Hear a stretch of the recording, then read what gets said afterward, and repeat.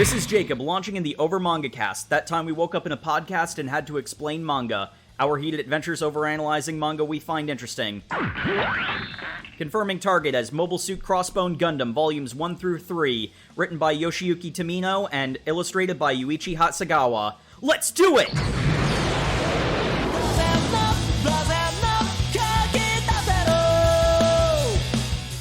Hello everyone, my name is Sam, and welcome back to the Over Manga Cast. As always, here at the top of the episode, we like to talk about what our familiarity with the franchise is. Normally I would start off, but Jake, yours is going to be the longest. Go. I have always been a big Gundam fan. Back when Toonami had just become a thing on Cartoon Network, the two big shows that were on it that I watched were Gundam Wing and Dragon Ball Z, and I have always been a big lover of Gundam ever since. I have successfully managed to track down a lot of the hard-to-get-in-the-States stuff for Gundam, and I actually have seen most of the Universal Centuries, like, animated stuff. The only thing I haven't watched fully is not a fan of Victory Gundam. Literally couldn't sit through all of it because I don't like it that much, but I had actually heard a lot about Crossbone. Both in the sense of I knew that Crossbone was the bridge between F91 and Victory, and also in the sense that like there were a couple of games that had like spoiled certain elements of Crossbone's plot. Like there are things that get revealed very early on, but like I did know, like for example, the pilot of the main Gundam of this series, I knew who he really was before I even saw him. Even though he gets originally introduced by a pseudonym. So I knew a fair amount of elements of Crossbone, but I had never actually experienced Crossbone itself, and really wanted to because I'm a big fan of F91, and hey, if Crossbone's awful, I can just pretend that F91 was the last thing that happened in the Universal Century, because that would actually be a pretty happy ending for that incredibly sad timeline. So that's that. For me, I hadn't consumed much Gundam actually until I met Jake, funnily enough. You're welcome. Since then, I've seen what he has prescribed, or most of what he's prescribed about the Universal Century, and a few of the other timelines. I was a fan of 00, at least for a while, like through the first season mostly. Yeah, I have consumed a fair bit of Gundam, but I'm not as deep of a fan as I know Jacob is. Jay, how about you? Sure. So comparatively, I am a complete Mobile Suit Gundam noob. Kind of got introduced to Gundam when it was, I think, just casually airing on Toonami back in the day. I had followed Gundam Seed and the original Gundam Wing. So that's kind of how I got introduced. That's how I got involved in mech anime in general, and that interest has persisted. However, I did not, get too super involved with Gundam, but that might change. All right, and Matt. So as far as Gundam goes, I've watched all of G Gundam, and I have been told by many people who I've talked to, the reasons I like G Gundam are probably the reasons I'm not going to like anything else in the Gundam universe, which, in my experience, has been true. Yeah, that's fair. G Gundam is a good series and is a Gundam series, and people who say otherwise are silly. It's very tonally different from almost everything else. That is the perspectives coming into this as we open up our adventures in Crossbone Gundam with a space pirate attack, which immediately had my Metroid brain go, ooh, but there were no space dragons, unfortunately. No, they take space pirate a lot more literally. They're very piratical. They go full golden age of piracy pirate with it.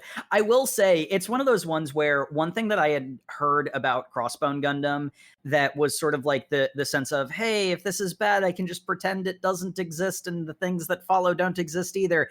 I heard that it was very silly, and I get where it gets that reputation from because like the main mobile suit, the Crossbone Gundam, has a beam cutlass.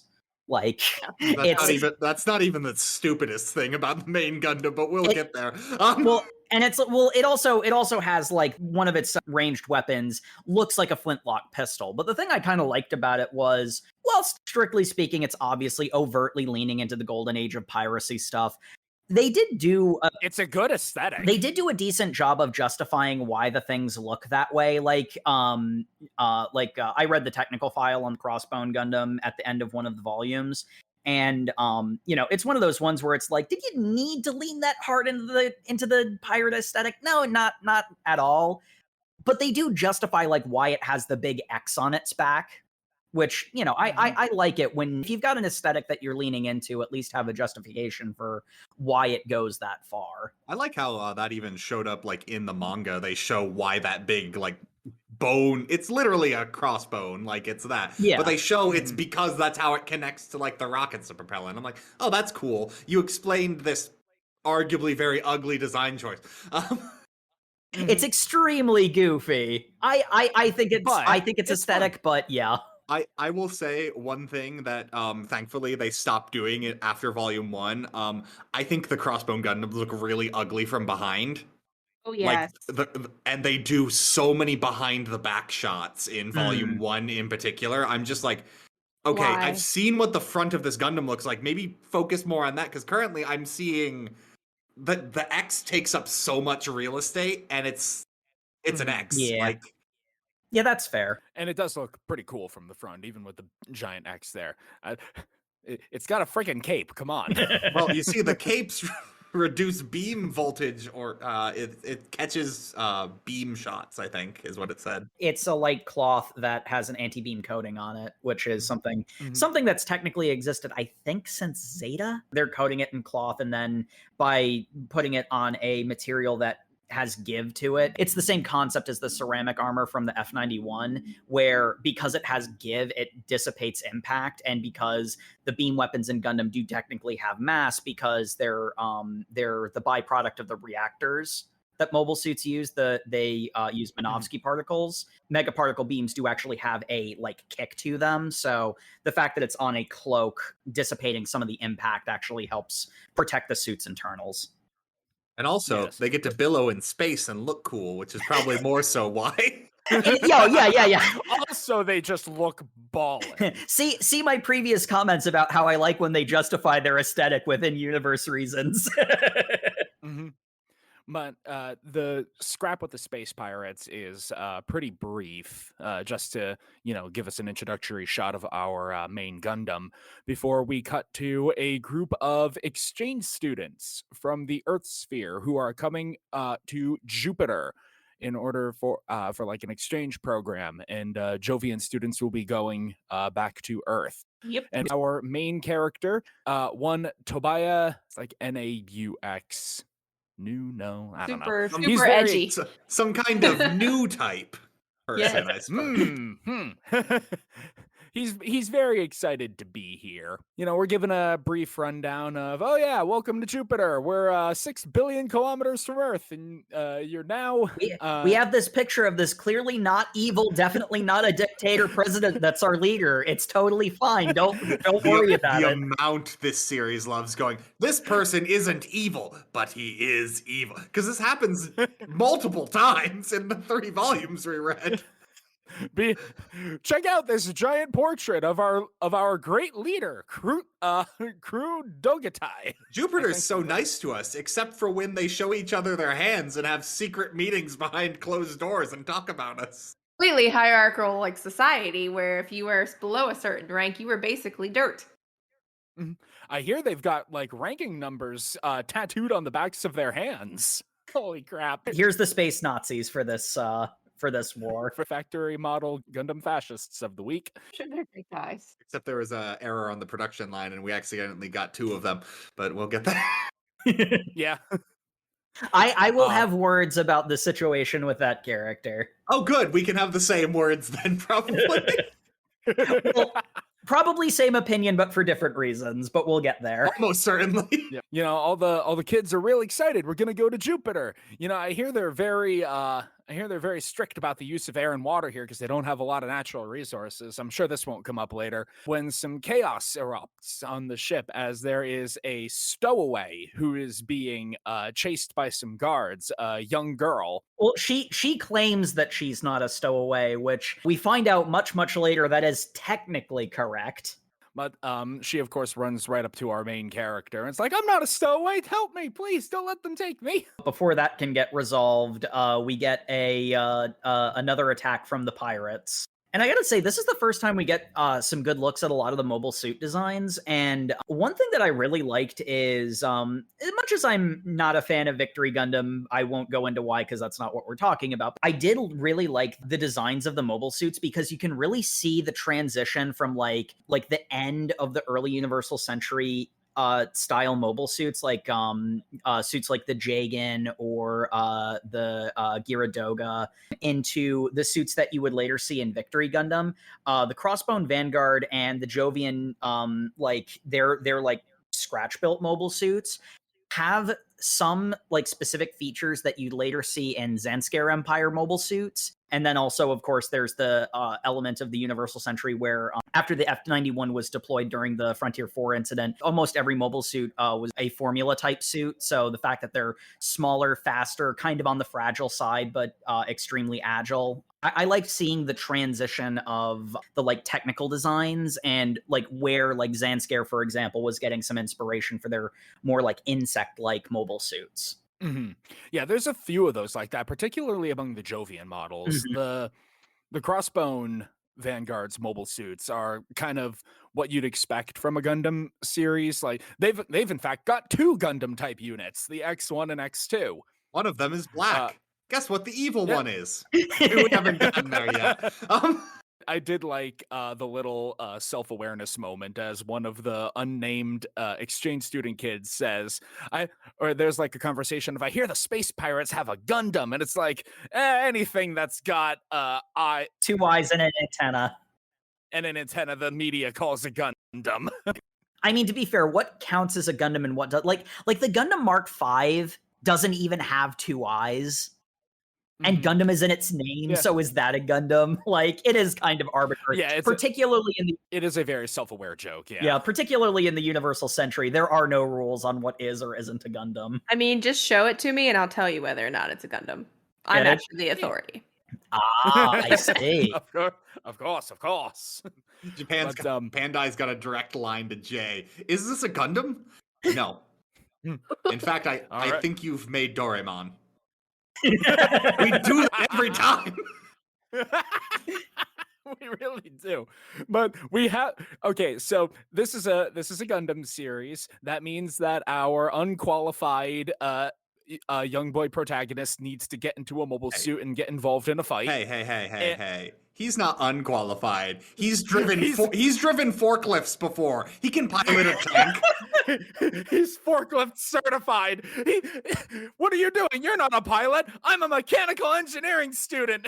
This is the single most egregious example of this because every Gundam series does this. But usually, at the very least, the protagonist is related to the person who designs the Gundam. This guy is literally just a mechanical engineering student.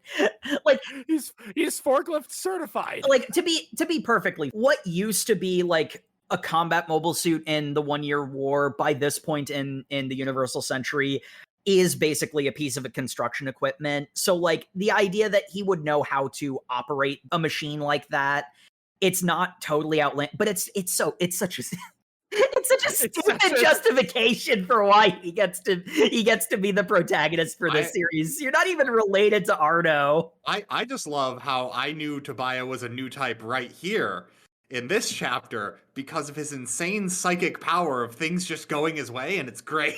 Yeah, I can pilot this no problem. I've driven something similar before. Like, oh no, I'm in danger. I sure hope nothing that no one could have possibly known I was in danger saves me. Oh no, I'm in danger. I sure hope these brutal space pirates aren't actually pacifists with a no-kill rule. Yeah, Tobia lucks out a lot, and I think that's the entire point. So I don't. The tone of this manga is such that I think that's the takeaway.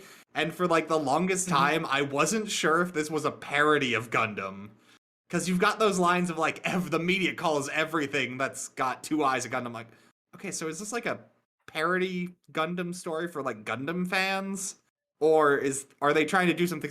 Obviously, it veered away from that, but like occasionally it'll just bring it back in weird ways. And I'm like, I don't know. It has the same sense of humor that Double Zeta does. That was what I took away from it. I see a lot of connective tissue between Crossbone and Double Zeta, and a lot of Gundam nerds out there are going to be like, "Oh, so that's a condemnation of Crossbone, right?" Well, here's the hot take. Double Zeta's better than Zeta, guys. I don't know what to tell you. Having moments of levity so that the moments of tragedy actually have a meaningful impact is kind of important. And, tone management is a thing. I actually liked Crossbone for being very similar to Double Zeta in a lot of ways. And that's sort of like, it's not quite a fourth wall break, but that's sort of like tongue-in-cheek feeling about it definitely is the kind of thing that you would expect from that series. His forklift is destroyed, and Tobia, thankfully, the pilot of the Gundam, says, "Get out of the suit. I'm going to destroy it, but not until you evacuate." And he just kind of floats back to the transport ship, and he realizes, oh, they're actually doing this with everybody. All the pilots are getting away, despite the mobile suits being destroyed. That's weird. I didn't expect that from pirates. Anyway, I'm going to climb into this cargo bay now and poison gas! They label their poison gas canisters with giant poison gas labels, like some kind of cartoonish supervillain. Damn it, Universal Century, stop gassing colonies. You need to stop. Hey, they're not gassing a colony. It's not a colony if it's the home base. They can't get it if we gas ourselves. So, maybe this is me not understanding Gundam. How does one poison gas the planet Earth? Just because this plan has been done multiple times before, what I assume their actual plan is that they were going to gas colonies and then colony drop cities. And that would destroy the Earth government, and then they could go in and claim it. The way the manga portrays it, I thought they were just smuggling enough poison gas to Earth to poison gas Earth. The entire planet. Yeah. That's definitely how the manga portrays the plan.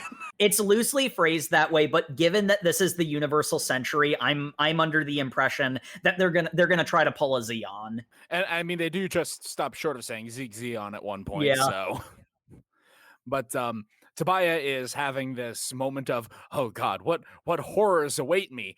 I should go find someone I trust. Oh, Professor Karas, how good that you're here. Oh, you're holding a gun to my head. Ah! Yes, the professor was actually evil and a space Nazi. It's just like, what a terrible thing. If I find out anyone else close to me is secretly a space Nazi, I don't think I could possibly handle myself.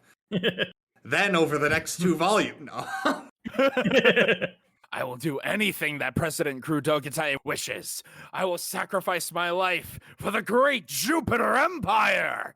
But because Tobia has halfling luck, he is saved by the Gundam. Who smashes the part of the ship he's in. I assume they knew the gas was there is why, and he's just... Yes. Yeah. They knew the gas was there, and here's the other thing that's worth noting. It's one of those moments that's there for a Gundam nerd like me to notice. We know for a fact that at the very least, the X1, like by this chapter, because we also see X2 doing this as well, but we know before this point in the first chapter that the X1 is equipped with a biocomputer because we see the faceplate flip up and it's streaming out heat and psychoframe light. So the idea that the pilot of the X1 knew what was going on inside that ship is actually pretty likely because the biocomputer was literally built to do that. Mm-hmm. So what you're saying is he waited for a dramatically appropriate moment to slice the room in half, because I think I like that better than... Yeah, no, that was the pilot of the X1 was literally waiting for a dramatic moment because the biocomputer is built like that. God damn it. New types are just built like that. Excuse me. I don't think he is a new type. I'm not sure. I'm certain Jake would have a more cohesive answer to that question. He said he's not, so I think that means he secretly is the best one who's ever existed. It's sort of interesting the way that the characters in universe interpret new types, because based off of the breadth of the Universal Century, basically everyone is a new type. It's just how awakened to your new type abilities you are varies. Like everyone has the potential to be, to be more and more awakened. So like if you spend time in space, you're probably going to start developing new type abilities to some degree, especially if you're in stressful situations. Which a mobile suit pilot would be. Which is why a whole bunch of mobile suit pilots are new type. It's less so that being a new type makes you a better mobile suit pilot, is that if you're a mobile suit pilot, you're probably going to start developing new type abilities. What came first, the chicken or the egg? And like I know that there are some people who have that argument against, like the special snowflake new type thing, but it's like the way that they imply how it works, and like this goes all the way back to the original MSG. Like it never outright states it, but the way how it's implied that it works is that everyone has the capacity to it. It's just, who, survives long enough to awaken those skills. Mhm. And we will find that the pilot of the X1 is someone who has been through a lot already. Yep. But Tobia is saved by the pirates and taken onto their ship, the Mother Vanguard, which is it's a tall ship, but it's in space, and I love it. I love tall spaces in space. It has a figurehead of a stone woman. It has a figurehead. I love it. I like the Crossbone Gundam. The Mother Vanguard pushed me a little bit. It didn't break me. Mother but that was as Vanguard. close as it got. Does Gundam have solar sails? Because that's typically how you justify great age of sail in space. I think the implication is that this is the first solar sail Gundam Universal Century warship. Okay. Up to this point, the pilot of the X1 Crossbone had his like visor covering his face, and he introduces himself as Kinkato New. But I have so much a hard time remembering Kinkato because he is so obviously, and they reveal this in the very next chapter, so I'll just say it now. It's Seabook. It's obviously Seabook. This is one of the things that had actually been spoiled to me. I knew that Seabook and Cecily were in Crossbone Gundam. Hey everyone, it's me, your favorite nth dimensional host from the distant future, Editing Sam, here with a public service announcement. Throughout the rest of this episode, Jacob will continue to refer to Kinkato and Bara as Seabook and Cecily respectively. While this is technically correct, it is not what Jay, Matt, and myself did. So, for the sake of clarity, I will be editing Jacob to say the correct, air quotes, names for the remainder of the episode, with some minor exceptions here and there. I'm sure you will notice no difference. And now, on with the show. So, when the visor went up, it's like the art style is different, but it's still pretty obviously Seabook. The one thing I find weird is that we know his birth name is Seabook, but like no one ever slips and calls him Seabook. He's still Kinkato the entire time. Yeah, like people will like say his name in like an excited moment, like people who would know what his birth name is, and no one ever slips on the name, which I find kind of weird. I don't know if that's going to come up later in the series or not, but you see that he had a meeting ahead of time, and he basically chewed them out and said, "This is my name, and you're going to have to adhere to that." You should respect people when they decide to give you their name, because they're the ones who decide that. You don't get to tell them what their name is. Yes. Clap, clap.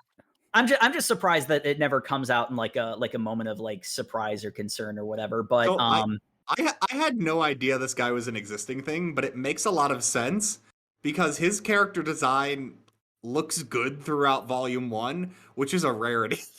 Mm-hmm. When I started this, the art style almost immediately threw me off because I'm like, the mobile suits look good, but when you do people, they looked bad. But then, like, Volume 2 and 3, they're fine. So I'm wondering what happened to 1.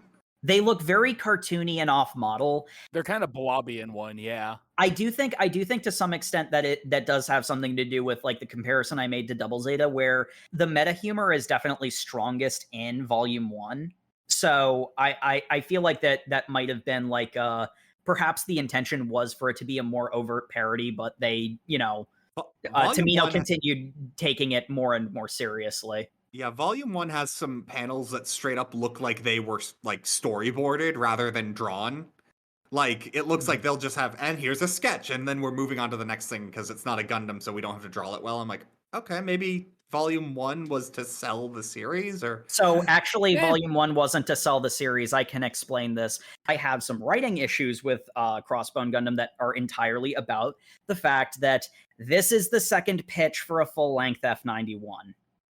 That is where a lot of the series problems come from. When Yoshiyuki Tomino was making the 3 original Gundam seasons and the Char's Counterattack movie, in his mind, that was like the first era of the Universal Century.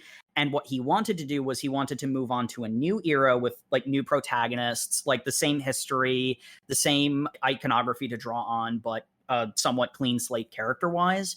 And he intended to write a full length series for what would ultimately become F91. Unfortunately, because Char's Counterattack was so much cheaper to produce than the other 3 series, because it was a movie, not a full-length series, obviously it would be cheaper, but because it sold very well, the producers, who very famously will intermittently screw over Tomino, demanded that the next thing he make be a movie too, even though the next thing he really wanted to make was another full-length series, because the story he had in his head simply could not be pared down to a 2-hour movie. So he basically made F91 as a 2-hour pitch to, if you let me do the full series, all the things that obviously got cut out of this will, be explained. And a lot of Crossbone is, if there are places where it feels like particularly Kaneko, Bara, and Zabine feel like they have missing character motivations, it's because it got cut out of F91. Crossbone, particularly Volume 1 of Crossbone, but all of Crossbone in general, is a second pitch by Tomino saying, please let me make the full-length F91. And Sunrise, please let him make the full-length F91! Apropos of nothing. A lot of the weird of F91 and the places where it feels like it's a storyboard or a pitch for something else other than the manga itself is because it's a pitch for the full-length F91, because there's a non-zero chance that that a full-length Crossbone anime would have followed a full-length F91. Indeed. And that does actually explain a few things.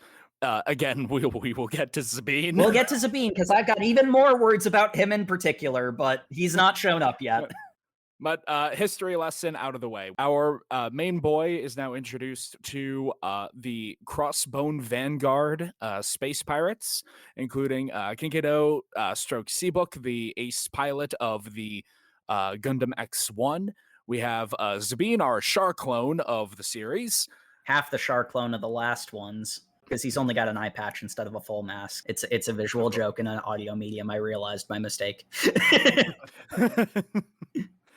And Captain Bara, who has a parrot, because we're leading into the pirate aesthetic. Bara. Why do you have a parrot? This is another one where this is totally not a spoiler to say that Bara is Cecily, because in F91 she's referred to as Bara Rona about 30% of the time. One of my proudest possessions is I have a copy of F91 on DVD, and I decided to rewatch that. So I had forgotten that they just mention her like birth name is Bara Rona, and she's just using that name. Also, I can't help but notice I find it kind of sad.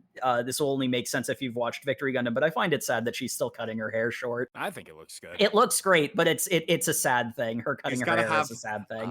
She's got to have her mom cut for this series. Yeah. That's how the series treats her. She is kind of mom-like, yeah. Also, I like the parrot, because the parrot, I can only assume, is shouting things annoying fans of Gundam say. I mean, yeah. Do you know Shogastable? At one point, the parrot calls Bara Matilda, because she does kind of look like Matilda with the shortcut red hair. Look, with the amount of times that people change their names in the Universal Century, I'm surprised we can keep any of it straight. Tobia is introduced to the Crossbone Vanguard. They are fighting the evil Jupiter Empire, which are seeking to attack the Earth and take it over in order to harvest the bountiful natural resources there, because surprise, surprise, space ain't got a lot of resources.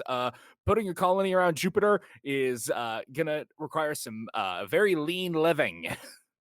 There's not air on Jupiter? That's a shock. As we've established, in deep space, there are precious resources. There is a very limited amount of air. There's a very limited amount of water. anyone who would use those resources in some kind of extravagant fashion would be some kind of monster. Anyway, we skip to a shower scene with the crossbow gun. This isn't the most egregious part, but the second time her bathroom shows up, it's immediately after we have people like dehydrating to death in a hospital on Jupiter because they don't have water. Meanwhile, she takes a very luxurious bath. I'm not gonna lie, the view notwithstanding, I didn't need either of the shower scenes. It doesn't make her character look good. It makes her look aloof to the suffering of what she's... Because she's definitely out in deep space. She should not have water either. She's getting it supplied to her, obviously, but... Yeah. I went through that the water was going through some kind of filtration system and it was being recycled. Yeah, it was probably being recycled. And it's still a waste is the thing. It's gonna sound like I'm defending it, and to some extent I kind of am, but also I don't particularly like either of these scenes either. But to give a little bit of context, for one, the original Mobile Suit Gundam had scenes that were very much like this. So to a small extent, this is a bit of a reference to the series' roots. That doesn't take away the implication problems, but as to the implication problems, one thing that's important to know about Sarah is that she was the granddaughter of the Grand Duke of Cosmo Babylonia, who were the antagonists of F91. So she is also a Space Noid princess, and like the idea that like she's... I don't think it fits her character circa where she ended at F91, but the idea that she would be like aloof to the suffering of others is not... Like there's connective tissue there. I just don't like what it says about her character. She has to have two guards on her private bathroom. Like it comes off bad. She is literally a scion of space aristocracy. So it makes sense. It makes her it's a like black mark on her character. I think it provides a bit of interesting depth to the character, but I will talk more about that later. Yeah, to a large extent, in all honesty, the thing I like least about it is I wish something like that happened in F91, because that would be such a good character moment for her there.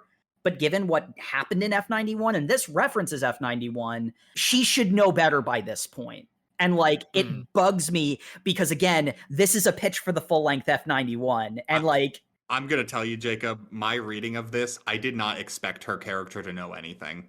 The way they treat her in this is not someone who's knowledgeable. No, it's not. They treat her like she is like Act 2 of F91. Her subordinates directly hide information from her because they don't think she can handle... Like, yeah. I did not like her character because it's like, oh yes, we've got a strong woman in power, but because she's a woman, we need to hide the realities of war away from her. And I'm like, that... You've created a really strong female character in a super misogynist way. I know the scene you're referring to, and I will have something to say about that, but that is the general attitude that they treat her with, and it really does feel like Act 2 of F91 Cecily is in Crossbone, which bugs me. I like her character in a vacuum, but because I am more aware of the context, I think I know why Sam likes Sarah in this, but also... I also have the context of what she's already been through up to this point, and it doesn't jive. I don't like her in a vacuum, so we've got opposite sides of the That's coin fair. there. That's fair. A wide spectrum of opinions. But anyway, our boys are cutting potatoes while their captain's bathing. That's where we left off, summarizing-wise. Gotta earn their keep, because... Because that's what you do. That's what you do when you're on a Navy ship, is you cut potatoes. That's why they do it. Yep, making that little connection there. Because we're doing pirate tropes. We do pirate tropes. That's what we do. Yeah, piratical things. This is a general, introduction to the Crossbone Vanguard. We learn a bit about all of the principal characters going forward. If you have watched F91, hey, Seabook and Cecily, why are you leading the Crossbone Vanguard? They almost killed you 35 billion times in the movie you're from. And Kaneko explains that Sarah used the name basically to attract people to their cause. Yeah, the Crossbone Vanguard was a military unit of Cosmo Babylonia, and they have decided to adopt the name because, I mean, hey, brand recognition. We already made Yep. these crossbone toys. We need to sell them now. So there's a minor scrap to basically again show off how cool the Vanguard and their mobile suits are. And as part of one of the missions, we have an interesting moment between and again, I have not actually seen F91, so I didn't know a lot of the context. I just knew that Sabine is obviously super evil, and that he and King Ghidorah have a kind of history. Also, I I did- mean, given that hair. Given everything about his general aesthetic, when Just Kikito don't comes trust, out of his do ship not trust long-haired guys in Gundam. It just does not work. Yeah, you're not Yep. wrong. I know you were going on your mission alone, but I couldn't let you do anything alone because I know you're going to betray us. What? You don't trust me? Your best friend? I guess this is his voice. Your best friend? That is the exact opposite of his voice because he's a character from F91, and here's another example where, oh boy, the things that got excised. Because I got words about Zabine. Zabine is so much more interesting in F91 because he is presented as someone who is an adherent of the belief of that the aristocracy should rule. Like he's very strong in that belief, and so he's got that sort of like negative association. But at the same time, he's also the single most honorable, not good guy character, or actually not even that. Even the Federation less so. He's the single most honorable, not like the single most honorable military character on either side. And he so clearly had way more to do in F91, but the movie just ends with him helping clean up the bad guy faction within Cosmo Babylonia, and then the narration explains that a civil war broke out within Cosmo Babylonia because some of them didn't like how far the main villain went. And then now here he is in Crossbone. He looks 15 years younger, 10 years later, and has a completely different personality in his stock villain character. There's no connection there. He I literally had to look up that it was the same Sabine. And it bugs me so much because the way he is here is he is such a stock bad guy. And it's so obvious he's going to betray the group and everything. It's insane because they even have Kingito just like have to go, I know you're a bad guy and you're going to betray us. And he's just like, but we're a Gundam story, so I'm not going to tell you. And everyone else is going to like me. Okay, but when you betray us, that won't happen for another volume and a half. Okay. I sent out this barely trained child in one of our most powerful and valuable mobile suits simply so I could make you think that I wasn't on the ship. See, look, that was a really stupid decision. I don't know why.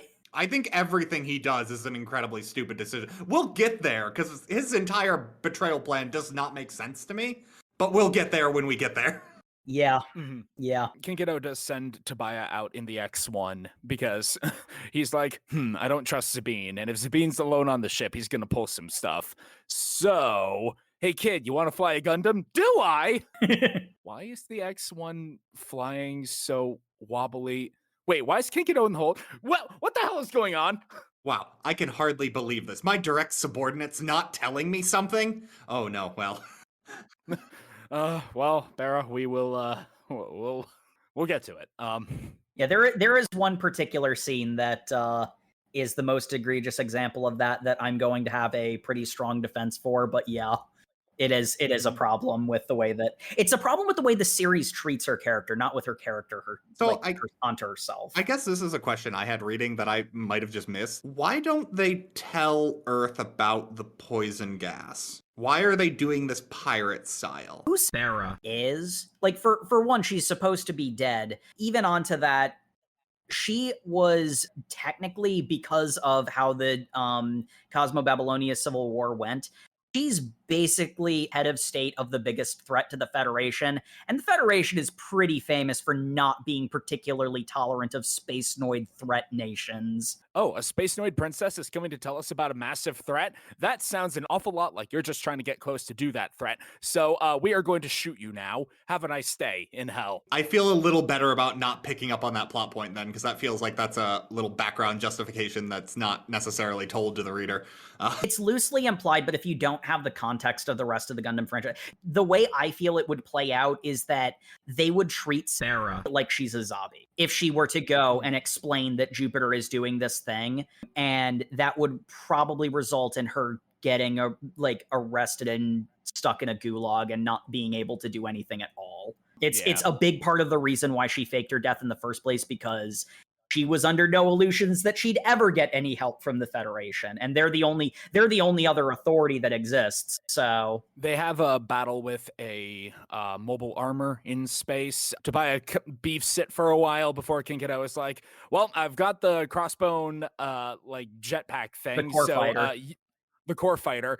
Eject the main unit. The core fighter will go in, and I will finish this fight by being cool." So, do fights against mobile armors always look like really detailed Gundams fighting geometric shapes? Kinda. Okay, because there's a lot of what we read where the action scenes felt like 80s toy commercials, where they're like pew pew pew and smash through like a brick wall. It's like we hit a bunch of squares and circles, and I'm like, cool. I think that a lot of the mobile suit versus mobile suit battles looked pretty good, but yeah, that is kind of some of the action paneling I found difficult to follow. It really was like the glamour shots of the mobile suits looking cool after doing a thing. I'll tell you, my biggest problem was the speed lines. This manga loved speed lines way too much, to the point it detracted from the art. Yeah, I understand that. These speed lines are supposed to be able to help me follow the course of the action, and it is doing the opposite. What the hell? Yeah, I didn't really notice it, and I think that's because since all of these are formula type suits, it's supposed to be like these things are just so fast that it's hard to track with the eye. But yes, as punishment for this insubordination, Tobia and King Kiddo are going to be sent on a very dangerous mission where they are to infiltrate the Jupiter space colony and discover the location of President Kuru Dogate. Again, I'm only 60% sure I'm pronouncing that name right. Japan loves its pseudo-French names. And if you're Matt in this situation, you're gonna turn the page, get to the next chapter, start and be a few pages in, going wait, did I miss something? Hold on, what? This just I felt like I was lost. And then I got enough pages in to be like, oh wait, no, we started in media res. Midway through a plot isn't in there was no transitional phrase. It was just straight up in media res, and I'm like, oh, okay, cool. What, the start of the mission? Yeah, because they then justify the mission after a few pages, because it's them after they've been captured. The plan is Tobia fakes having been captured by the space pirates and calls for help. I thought that was obvious. One of their mobile suits. I thought that was obvious. It's like you're going to do this infiltration mission, and then the next chapter starts with some Jupiter forces around an oxygen gathering base. And hey, there's unidentified mobile suits approaching. What's going on? And transmission from Tobia I'm fleeing the space pirates. I've got an injured Jovian with me. Please help. Get them off my tail. Yeah, I thought that was... Okay, I guess I don't know what's going on then. The point being, the Jovians fight away the space pirates. Definitely, they won that. They didn't. They didn't have a plan to pull away or anything. There is the element of we get the kind of character that Zabine is supposed to be. Of Lieutenant Burns is almost able to give Zabine a run for his money with a mass production, technically a commander type mobile suit. Oh, I see. Yeah. They lose the battle immediately, and then they're captured when the plan was just infiltrate. Okay, I see where I got lost. Okay. And then they explain the plan was fake getting captured afterwards, which fair. But yeah, Lieutenant Burns, this character is introduced. He's a member of the Jovian forces, and he immediately dives in to help the fleeing prisoner, air quotes, and actually does some pretty severe. Maybe not severe, but he actually gets some shots in on Sabine, and there's a extra booster equipped to the X2, and he's able to destroy it, which was not part of the plan, because Sabine is very displeased about this. What do you mean I got shot? Ah, crap. Okay, well, retreating for real. Bye. Good luck. The infiltrators are taken into the Jupiter space colony, where Tobia gives his sob story. And so you might be asking, where's Kinkido in this situation? The injured Jovian, air quotes, that Tobia had is actually Kinkido with some fake hideous burn scars on his face. It's like, oh, you better not take those bandages off. It's real bad. He was hideously tortured. He's got like a synth mask on or something too. Yeah. Like yeah, it's weird. The thing I find interesting is this is not something that Gundam had ever like had a thing for. Is later they explain he changed his fingerprints. Okay, Kaneko. Oh, I thought he burned off his fingerprints. They just say that he charged them. Maybe, yeah. He says he changed them, and it's not the first time he did that. And it's like, oh, all right, friggin' Gundam characters and changing their names. Yeah, Gundam as a sci-fi series tends not to have like a lot of like fantastical medical technology. We will get to that, don't worry. This is like 70 years after the future of UC 0079. So you're leaning on your sci-fi, which you normally don't do, and I can't help but notice, but okay. I mean, does Gundam normally delve into the criminal element that hard? It really doesn't, because I mean, I guess the closest we would have gotten would have been like the Junk Guild with Double Zeta. They were almost immediately went from like members of the Junk Guild, which was only like it was barely illegal, if that, to being, you know, basically AUG conscripts. So yeah, there isn't a lot of cases where it does that sort of thing. But maybe like face masking thing is something that exists in Black Market, because that's not something that like war. Yeah, soldiers wouldn't normally have that. Yeah. Like spies maybe, but most of the spies that you see in Gundam are usually like civilians that got press ganged by the Zeons or things like Which that. is significantly easier too. Like yeah. Then we get the justification for why this scene happens, and I kind of lost track of this plot here, but a while ago. Sorry, I was looking for like an amount of time, but that's all we get is a while ago.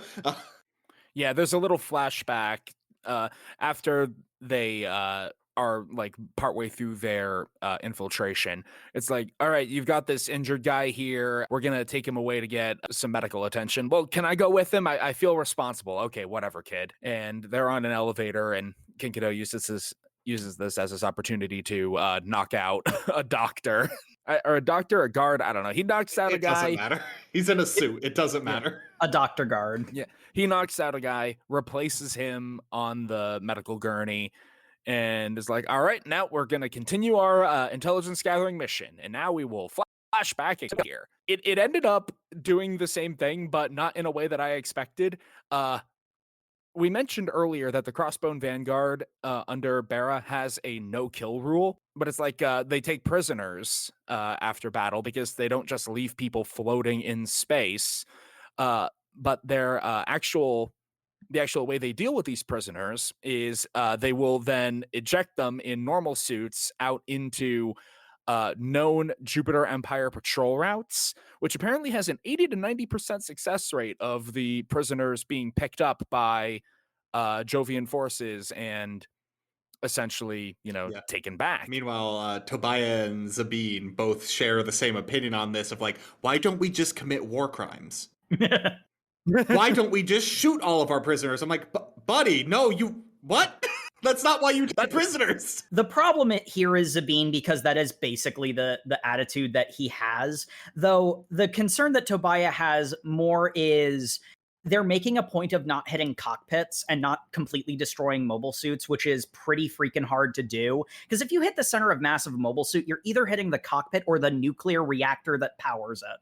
So if you hit anywhere on the body, you're probably going to kill the pilot. What the Crossbone Vanguard has been doing is they've been aiming for limbs, to prevent the mobile suits from being able to attack and being able to move. And that is way harder and way more dangerous for the Crossbone Vanguard pilots. And Tobia's thought process is, like, return prisoners who do survive, but, like, should we really be pulling our punches against the space Nazis? And he's not even necessarily directly in the camp of we should just kill them all. More so, like, he's thinking, like, isn't this kind of Sisyphusian? They're just going to come back and fight us again.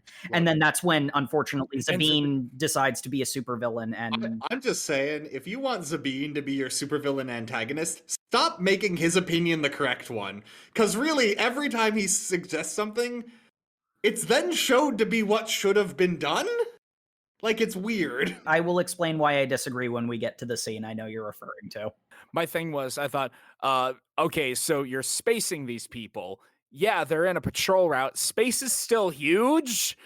Yeah, spacing them does not seem like the best way to be giving the prisoners back either, but I guess whatever. I thought that it was going to be revealed that, like, oh no, they actually just float in space and, you know, suffocate and die.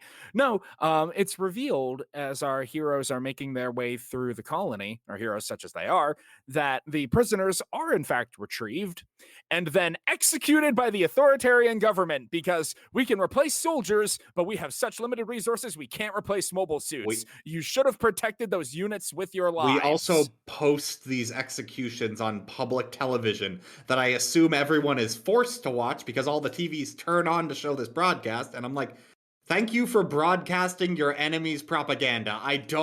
You're certainly a cartoonish supervillain at this point. Gundam Space Nazis for you. I'm sorry. This scene is actually immediately after they get discovered, right? Because this is playing while the, like, drones, I guess? I don't know what these are, but they open fire on an office of civilians to maybe kill 2 enemy spies. I'm sorry, this is a military colony. They are office workers, not civilians. But that's actually worse, but whatever. Yeah. They're still firing on their own people to maybe kill 2 spies, and it's, you know, to show the I do not understand how the Jupiter Empire works after this. Like, it's hard. Gundam Space Nazis. Okay, cool. I don't. This scene lost me. Obviously, a lot of people aren't okay with what's going on, but Burns actually explains why so many people don't just rise up against the establishment. They don't have the resources to do anything about it. They're stuck in that situation. If they were to try to fight back, the amount of air and water that would be lost and the damage that would be done to the metal boxes that is the only thing keeping them from the vacuum of space would be too great. Mm-hmm. So, I mean, like, maybe getting to Earth is the only, you know, maybe following this crazy guy and getting to Earth is the only way we can get out of this situation. It dials it up because it's fiction, but, like, this is how radical ideologies do spread amongst people. Yeah, Burns basically says, oh, yeah, our government is authoritarian and terrible. Yeah, we know that. We're not idiots. You think we don't know that? But hey, small child Gundam protagonist character. Who is from Earth. I had a son about your age. He was forced to work in the oxygen extraction facility because that is how short-handed and short of resources we are. He died in a factory accident. When he was a teenager. Like, it's the 1-year war all over again. And because Tobia has like super advanced Stockholm syndrome, the second he hears an ideology, he's like, wait, maybe that's the correct one. Conveniently, he has a memory of his parents next chapter, which reverts this, like, little episode he goes through. But I got hit with a 15-year-old boy wants to be a hero right now, and I'm like, okay, cool. He does have a moment of, it's like, why are we fighting these people? They're suffering so extremely. It's like, yeah, we're fighting to destroy their authoritarian government. It's like, have your crisis of faith later. Let's get. Considering from my reading, I didn't know why they weren't just talking to Earth, period. I was also wondering why they were fighting at this. Like, I'm like, no, he has a very good point. Why are you fighting? That is fair. The Universal Century, it flows so much better with the context of what comes before. If it's the entire thing is squabbling over resources, I get that. But then Jupiter's part of the Federation. And the Federation is legendarily corrupt. Okay. Yes. Mhm. That's why they're kind of on their own. Okay, so then as you know what, I'll switch positions. Jupiter's the good guys. That is the wrong answer. I haven't heard anything wrong, and Sabine's been correct all the times before, so. Here's the sort of truth of Gundam. The Federation of the big factions is always the lesser of two evils, and usually the actual good guys are the victims who get shoved into the conflict sideways, which is kind of what the Crossbone Vanguard is. The pirates are the good guys. Yeah, the Federation is not the good guys. The Crossbone Vanguard are the closest you get to good guys, because even though they know that, and like there's the whole thing about prisoners that they return are executed, Summarily executed on public television. Like, I'm But sorry, don't worry. We know that's going to happen because we're doing that for propaganda, is the cross guards. C-Book specifically says that they are not doing that. Well, C-Book has his own opinion, but that's clearly not the, like, another member of staff says that is why they're doing it, so they're also not telling. And this is another case where the context of F91 is important, because I am like 99% sure that Vera does actually know that's what's happening and is actually the one not telling them that she knows for their sake, because that's the kind of thing that Kaneko would miss. But that's context from F91, and if you don't have that, then you don't have it. Just getting to the point, I'm realizing I had no chance of understanding the series then. Cool. Yeah. It is very much the case where most of the Gundam TV shows will have enough context for you that you can follow the general plot, but because this is so closely tied to F91, yeah. I'm saying when you change two of the characters' names, it's no longer a sequel then, because you would just keep their names. So if they've got different names, that implies that knowing their past shouldn't be important to the story. But what you're telling me is every conclusion I'm coming to is wrong because of here's backstory from two other series I should have done my homework on. That is a flaw of Crossbone, absolutely. Your criticisms are fair of Crossbone standing on its own. It's just there is reasons for it, and if you do it in order, it solves a lot of the problems. But then how do we tie this into the nexus of, for Matt and I who have not read 91, we're reacting to the source material we read? Yeah. Same way I do everything we read, whereas if I'm expected to have supplementary material, too bad. If you're asking me to read a book, I shouldn't have to do homework before I read it. I'm consistent with that with every piece of. I'm really big on this with prequel movies. It should be a good movie on its own too. No, that's absolutely a fair criticism of this. Yeah, and it is a flaw of Crossbone in that regard. Again, I didn't have the context of F91, so I understand a lot of the conclusions that Matt is coming to.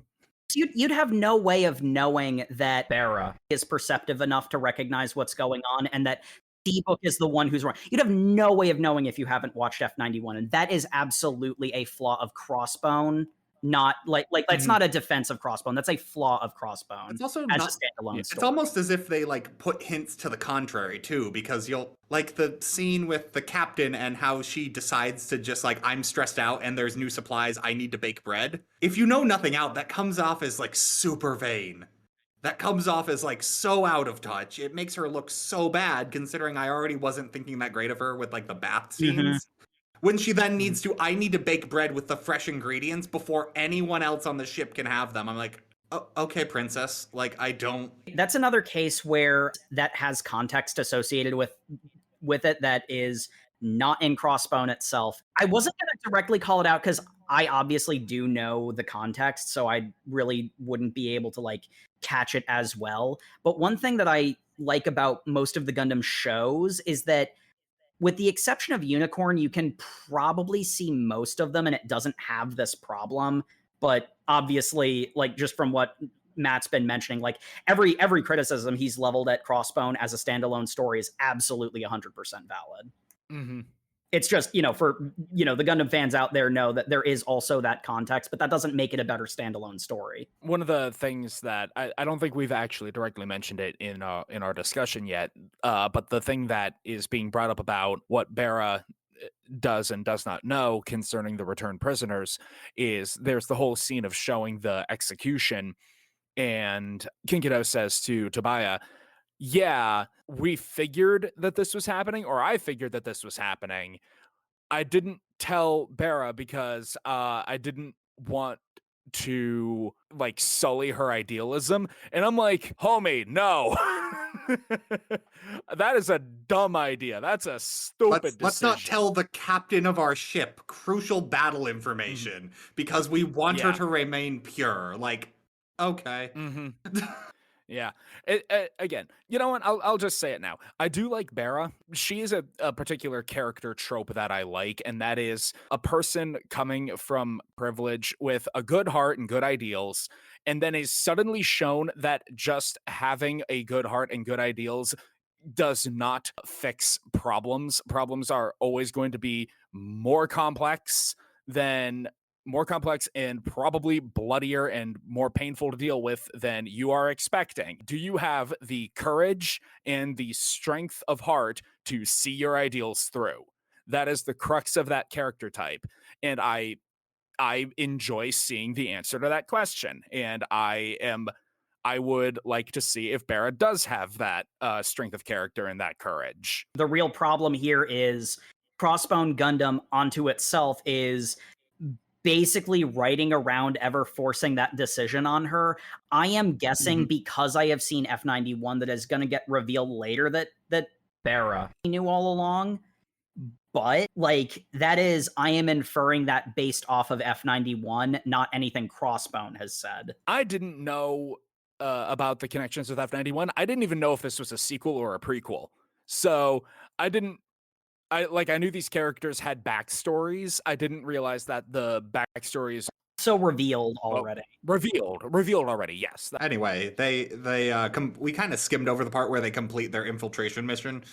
They got the information they needed, and then they had the fight with Lieutenant Burns, who gave his whole like, "Don't you understand why we're doing this? We're the real victims." And I'm like, Burns, you're actually right here. Yeah. I think I've been convinced that no, I'm on Zabine's side currently. Well, I'm on Zabine as he has presented himself before. He goes off a deep end at some point. Yeah, we'll get to that. There is very much the situation that the people of Jovia are absolutely victims here, at the very least, if not the good guys. But also, they're being led by a space Nazi. Because unfortunately, that's usually how it happens. Yeah, there is actually a confrontation before they run into Burns again, where they run into evil Professor again, Karas. This is the least Gundam sequence in the entire thing. Because he turns into a ninja. This guy has grenades on him at all times, and I thought it was stupid the first time, but when he does it again, I laughed so hard. Yeah. Apparently, he is a well-known agent of the Jovian Empire that Kingito has fought several times before. They have their little knife fight, and They have their knife fight on the train, and he's got a garrote and is like... moving he's so wearing fast. A James Bond suit too. He's moving so fast, it's almost like he's teleporting because he's become a ninja, apparently. It is the least Gundam part of this whole thing, and kind of funny for it.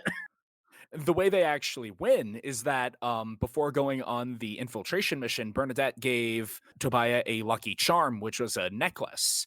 And in the fighting, the necklace pops out of his shirt, and Karas recognizes the necklace, and this shocks him so badly that Kingito is able to 0G kickflip him off of a train.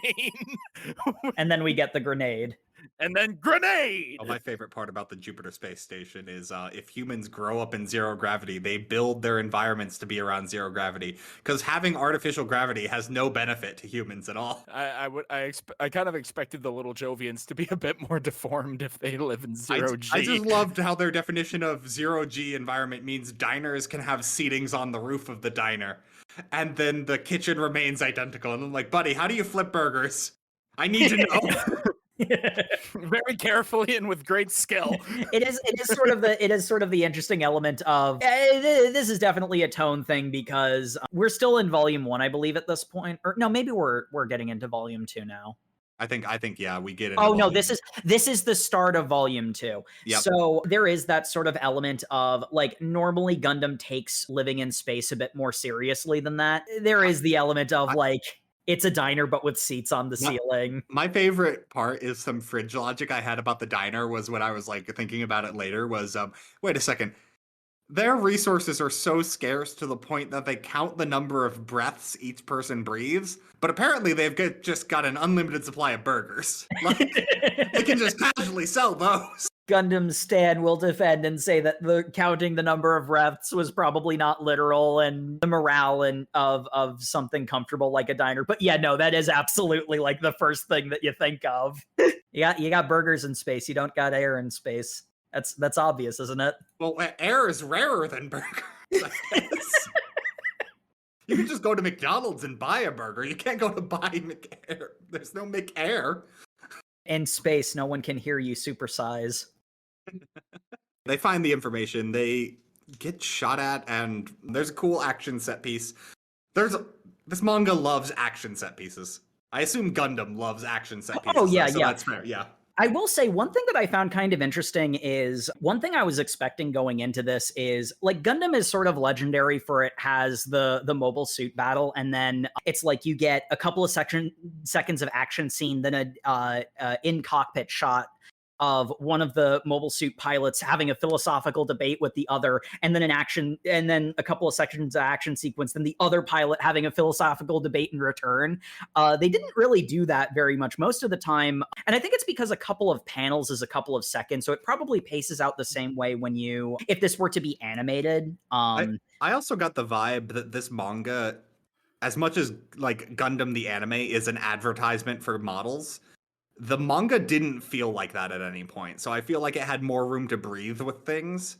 Like it didn't need to justify its existence, which why Gundam does action, philosophical dialogue, because thinking about something does not cause you to have to draw new panels. The interesting thing about Gundam is that it always does have that like really contentious like relationship with its toyetic elements, because the desperate balance that they try to strike. Like the UC timeline up to this point and like Wing, I think, I suppose if you were to criticize Double Zeta, I think it does get a little bit, it's one of the more toyetic series. Gundam has always had to fight that balance, and I think most of the time the story has won out over the toyetic elements of things, because usually they can justify, why is there a new Gunpla to buy? Because it's a new model mobile suit that was developed by one of the sides to counter this other mobile suit. You know, like most of the time it can smooth its own issues over, but the action figures banging together elements were probably less like hovered over because this was a manga. Mm-hmm. So they could just do whatever the story needed. Save the cover pages for when you sell the manga, because God, do the cover pages love doing full body front facing shots of the Gundams in ways you could pose them in a model. And they all look really cool, and I love those ones. But, our heroes are fled from Jupiter and now returning to the Mother Vanguard with this crucial information to make a telling strike against the Jupiter Empire. And as this is about the halfway point of our reading, we are going to take a quick break. We will be right back, folks. Yep, me and Jacob are going to go cool off because I'm sure we're going to fight in the second half. Stay tuned. Maybe, but maybe not, because we'll have words. Will this be a rare time we agree? I'm excited. We can both be angry. Again, I think Jake's prediction is going to be right. You're going to be angry about the same thing for different reasons. For totally different reasons, yes. But yeah, more after that.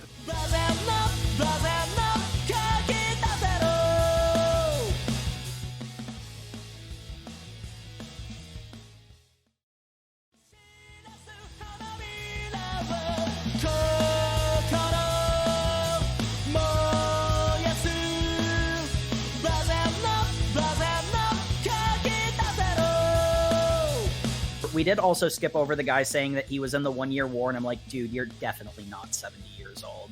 Stop lying. You were definitely not in the 1 year war. We don't know. I mean, he might have a great skincare routine. Apparently a thing in this universe. Yeah. I mean, they have huge They have huge mechs. I fully believe they have that technology. Welcome back to the show, folks. Where we last left our heroic pirates of the Crossbone Vanguard, such as they are, this is a Gundam, nobody's a hero. Gundam's a hero. Couple Is the hero, you're right. Yeah. It is I, John Gundam. But Tobia and Kinkido had just escaped from the Jupiter space colony and were returning with the floppy disk that had the crucial information of the location of the president dictator of the Jupiter Empire. Yeah. Almost 1,000 years in the future, we still store everything on floppy disks. Yeah, I was just gonna Yep. say that. I love it when old series like Gundam do this, where it's like, friendly reminder, this came out in the 70s. I mean, Star Wars is great for that because it's like, check the holotapes. I'm like, you're recording this on tapes? What? Yeah. You have FTL. Why are you using tape? Gundam and Star Trek are the two that have the most close connections, but like because they're all from the same era, they have a lot of like fun interplay with each other metatextually. Crossbone has a lot of connections to Star Wars, like the original Star Wars. It's got it's tonally very similar. Yeah. Yes. We learned from these tapes from these discs that Dogate is somewhere in a military base on the moon of Io, one of Jupiter's many satellites, and that is where they are going to launch their final attack to destroy the Jupiter Empire. What volume are we in? Volume 2 of 6? Yeah, okay, this is definitely not the final attack. Anyway. The protagonist hasn't gotten his own Gundam yet. We can't end already. Exactly. It is sort of interesting. I will say one thing that I like about this series is that they do manage to balance Kaneko and Tobia as like dual protagonists. You have Kaneko, who is like the professional trained mobile suit pilot veteran who's like, survived a war and almost single-handedly ended it. And then you have the new fresh-faced, starry-eyed, insert Gundam protagonist here. Like, the one thing I'll say I like about Tobia is I made fun of him because I think he's got like the weird new type power of like always lucking out of dying. I am so much more forgiving of that than I've never piloted a mech before, but I've killed 40 men on my first time. Like, he doesn't do that, and I love it. Yeah. Yeah, he's up against Kaneko, and he gets bodied in his first battle. As well he should. There is a brief moment of resupply where the Crossbone Vanguard's allies from Earth, I guess, deliver them a whole bunch of munitions and rations. No mobile suit parts because they're using like decade-old models, and also they're designed for deep space. And why do you think we have parts for this in the Earth sphere? Come on. So hold on. I want to confirm this. From my reading of this, I understood they haven't been making new mobile suits because they've been in relative peace. The only person making new mobile suits is Jupiter, a member of the Federation, who the rest of the Federation is just cool that they've been stockpiling weapons. Probably not telling them they're building mobile suits. They're probably not sending inspectors because it's the Federation. Well, I think they still are doing like some mobile suit development though, because that's why they have engineering students doing like a exchange program. So I think they're making tractors, but they also have a tank division, and it's just convenient. They're the same thing. Yeah, no, that is very much what's going on. It's absolutely the situation of like, it's peacetime, but like there are also factions within the Federation. Those don't really come up in Universal Century, but other Gundam timelines will have that be more prominent. But like there is just like internal development. We're updating the fighter jets, US Air Force style. It's going so much more slowly because there's not an active threat currently. The last conflict that happened in the Universal Century timeline up to this point was the Crossbone Vanguard's attack on Frontier 4. And that was a terrible conflict that I think killed close to 6 million people. But it also lasted about 5 days and was almost immediately put down once the Federation got off their asses. It wasn't even a real war. It was an insurrection that got put down quite quickly because, people were kind of tired of space Nazis at the time. when you've had 3 of them in a row. Yeah, the most recent full-scale conflict wasn't even the one in Unicorn, which technically hadn't been written yet, but was actually the one from Char's counterattack. That was the last real full-scale war, and that was in like UC 0093, I think, and we're in 113. Yeah, 113. So it has been It's been 20 years. It has been a long time since the boogeyman of the Universal Century has been around to incite mobile suit development. It's actually kind of weird, the F91 getting developed as quickly as it did was almost entirely to break the mobile suit development monopoly Anaheim Electronics had. You know, it's sort of interesting to see the F91 was clearly the basis for the Crossbone, so like seeing the design, the shared design characteristics is kind of neat. You know, things like the face guard popping up and the way it vents heat and things. Yeah, where were we? Oh, right, resupply. Jacob went on a real deep Gundam lore trip, and we lost track of time. I'm used to this. Yeah. I won't lie. It's true. I've known Jake for many years. He is a good friend of mine. I am used to this. I'm not apologizing.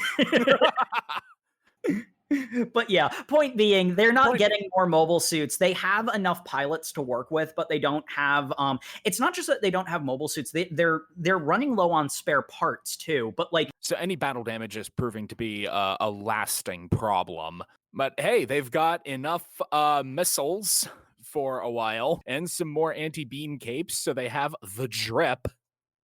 More importantly, they have fresh flour and water. Yes. And Captain Barra goes to make some bread. Kinkido says at some point that her family ran a bakery before the whole war thing. So, I mean, okay.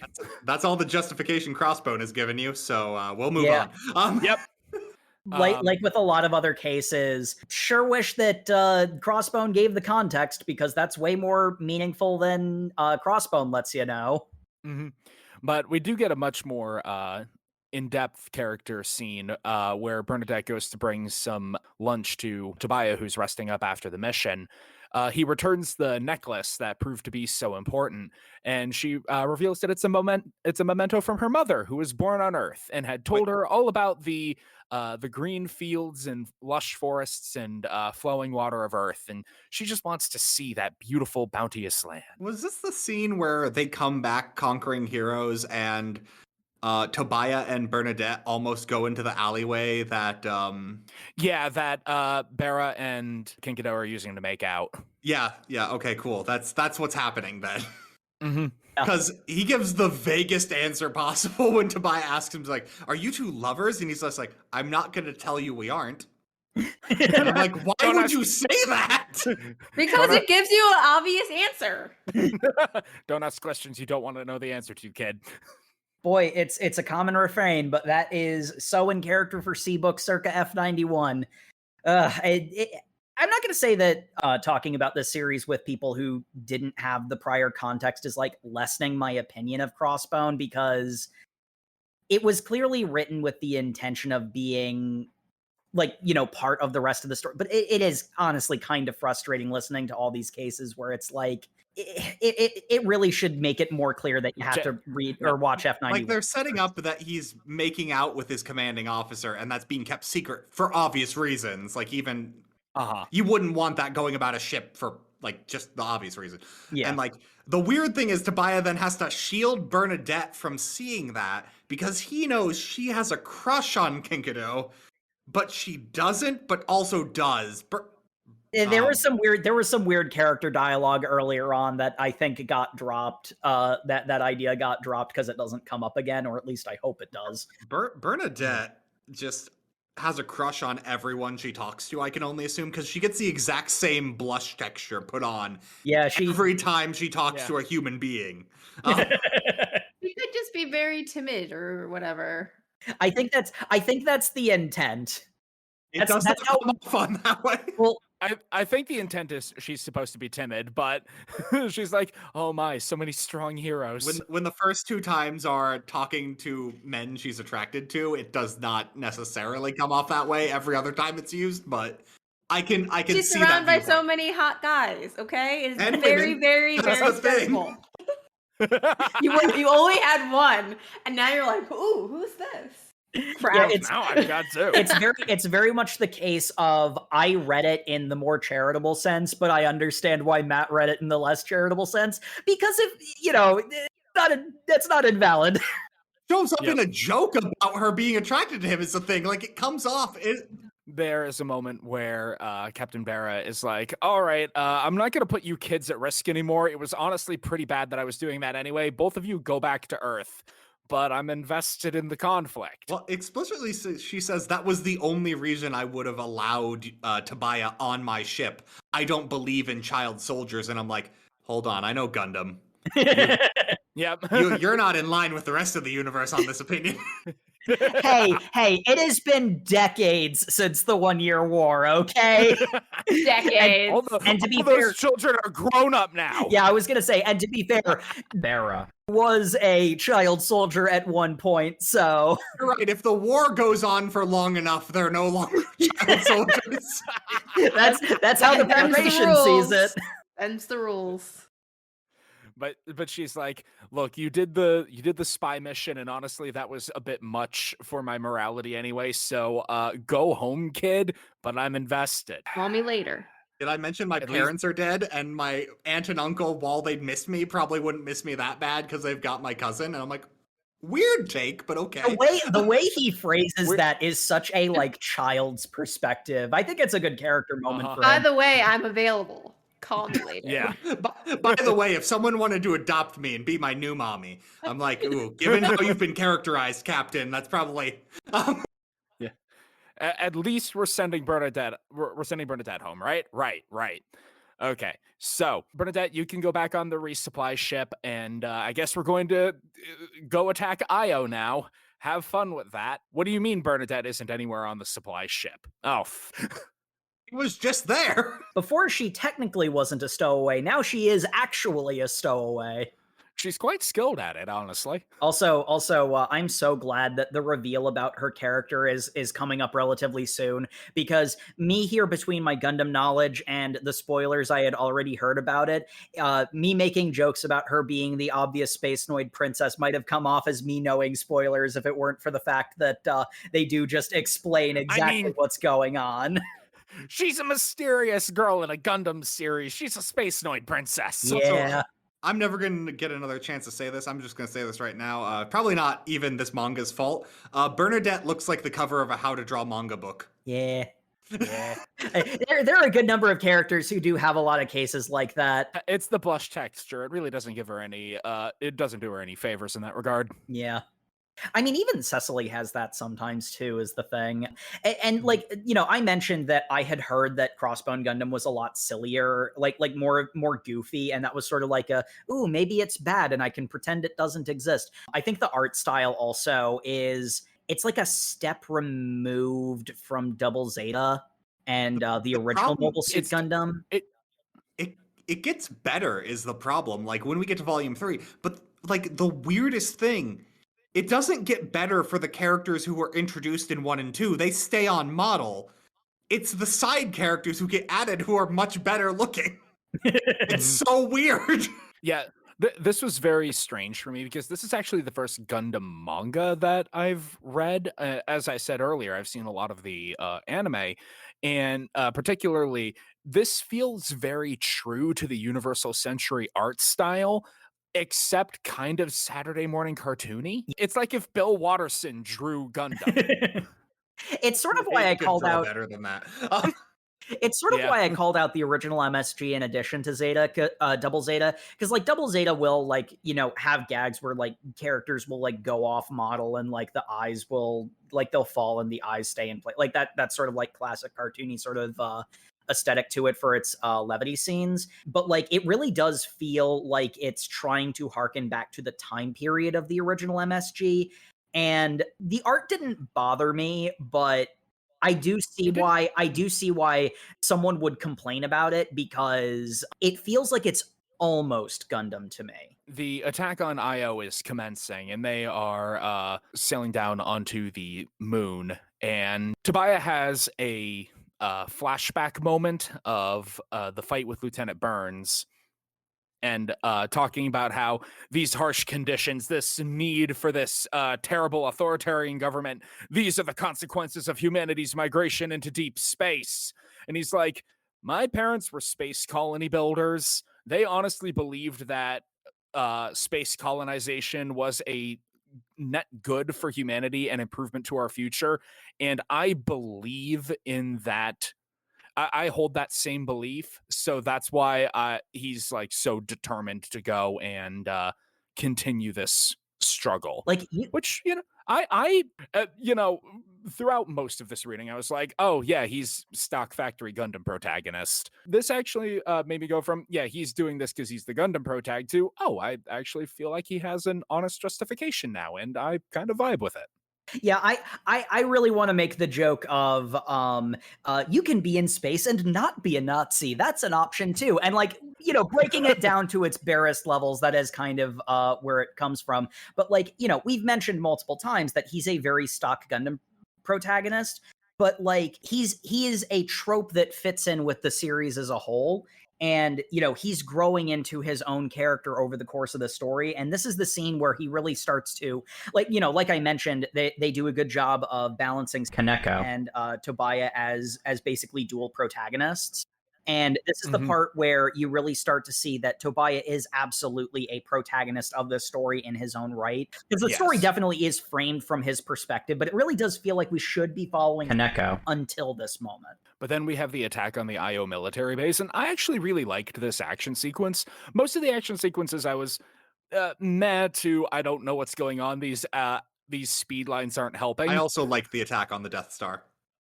It is very much the attack on the Death Star. It's exactly the same plot points. It's the attack on the Death Star, except with mobile suits, which honestly I'm about. I want that animated.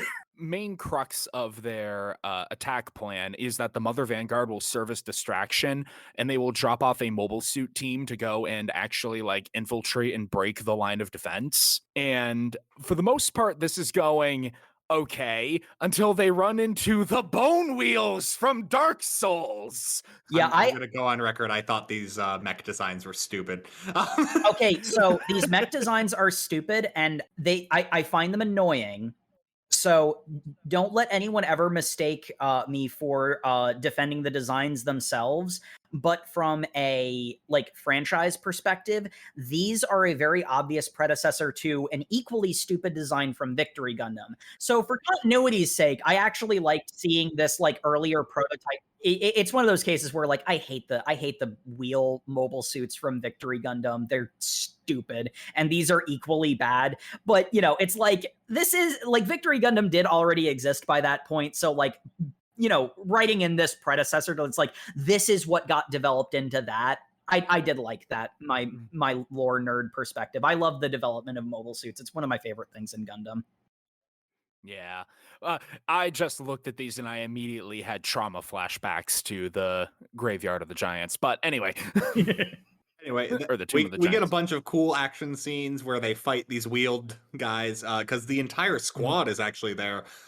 We get introduced to all the main characters in their Gundams, and Tobia actually gets stuck in one of the stolen Jovian mobile suits, yeah. Which looks like the mech that from Gurren Lagann, I was gonna say it's just the Daigoren because it's got the giant blade nose. Yeah, it is literally just a head with 2 arms and legs, and its entire face becomes an axe head. And the actual design of the mech is hurl yourself at the enemy and hope the axe connects, I guess. Yeah, well, yeah, it's just the Daigoren, and I kind of love it for that. Welcome to 40% of the designs in Victory Gundam. There are good Victory Gundam designs, but there were some real stinkers in there too. I love how Tobia doesn't get an action scene, and he complains about it. No one's even noticing me, and Kenkido doesn't even have the heart to tell him, it's probably because you look like the enemy and they think you're a friendly target, but whatever. It's the equivalent of giving your younger sibling the Player 2 controller that's not plugged in. Yeah. Yeah. I mean, they managed to use it to their advantage because that was also the intent. But there is the moment of here's Tobia like, I can't do my protagonisty moments because no one's shooting at me, and it's like, yeah, that was kind of the point. Well, here's your chance, Tobia, because a mobile armor rises from the magma, and it's got bits, so it's doing new type things. Reveal that you are a new type now as you destroy the bits. Because the old man guy had been like, I used to be a new type back in the day. And I'm like, okay, buddy. I think that you could be a new type. He claims that he fought in the 1-year war and defeated multiple Rickdoms in a ball, and I'm like, dude, you're not 70 years old. Life extending technology is not a thing that's ever been established in the Gundam universe up to this point yet. And like, I'd believe it if you were a Jagan and you fought in the second Neo Zeon War. That's believable, but it's also significantly less impressive. So, but anyway, they have the epic volcano battle against the mobile armor, which was pretty cool. I liked that one. Yeah, you get the classic. The new type pilot is the only one who's able to track the movement of the bits because they're so small, like you can't lock onto them. I'm going to reiterate my point from earlier. It felt like an 80s toy commercial for me. It was like, here's a bunch of cool action figures and smash the geometric shapes. Cool. Yep. Also, lava exploding. Like, yeah. This was the most of that, in my opinion. But they do defeat the mobile armor, which opens up a hole in the defenses. Bera is still being she's in a defensive posture and doesn't want to, fling the mothership at the enemy line. So the sub-captain just decides to kamikaze the ship into the base against her orders. Yeah, I hate this scene so much. I hate any scene where it's just like, why don't we just hurl our main like headquarter vessel into the enemy? I hate it whenever fiction does that. Like, but our ship's the biggest. If we just ram them, that's the best choice. I'm like, no, it's not, for obvious reason. Good thing your ship didn't explode from ramming, and then you just fire the broadside cannons because they're pirates. I'm not. Yeah, I'm not gonna lie. It's like it's just like, if that works so well, why do mobile suits exist? It seems like a much better source of resources to just create giant ships that ram each other. Yeah, and I'm not gonna lie, the thing that bugs me the most is this is actually the rare case where having more context makes it worse, because ships in the Gundam universe are very famously fragile. The reason mobile suits proliferated was because it didn't matter how big your ship was, mobile suits could carry a gun that was basically a battleship cannon and shoot you point blank, and you would be immediately destroyed. Here's the thing, Jacob. Did those ships have mastheads? Because clearly... That's obvious. Yeah, that's the extra structural support that ships needed. That stone statue of a woman is clearly... It's a ramming prow. As much as I love a good ramming speed sequence, like, I do enjoy that sort of thing whenever like boats are involved in a story. This is real dumb. I like them in like fantasy stories around boats and stuff. I think the second you go to sci-fi, if ramming works, why the hell do you do any of the other cool things? Like, And there's also kind of the fridge logic thing of, is there really such a lack of discipline in the Crossbone Vanguard that the sub-captain thinks that the helmsman thinks he can just do this? Don't get me started on the fact that this is me thinking the entire like sub-crew is just pretending that she's the captain. Because that's how they've treated her at this point. They don't tell her that oh yeah, no, those people are going to go live on a farm and back on Jupiter. No, we killed them. Like, we essentially killed them because we sent them to their deaths. We didn't do it, so we get to have clean consciences, but not really. Like, it's... Yeah, as much as I was defending the stuff with Cecily Pryor, this scene is bullshit, and I was really not happy with it. Especially the way that she reacts to it, because she's okay with it, and that bugs me. Like the thing about like sending the people back to, and it's like they assumed that they get executed. It's like that's the more empathetic decision. Like, what are they gonna do? They can't keep them forever. That would be, tantamount to just spacing them anyway. So it's like I would never criticize Sarah for at least trying to give them back.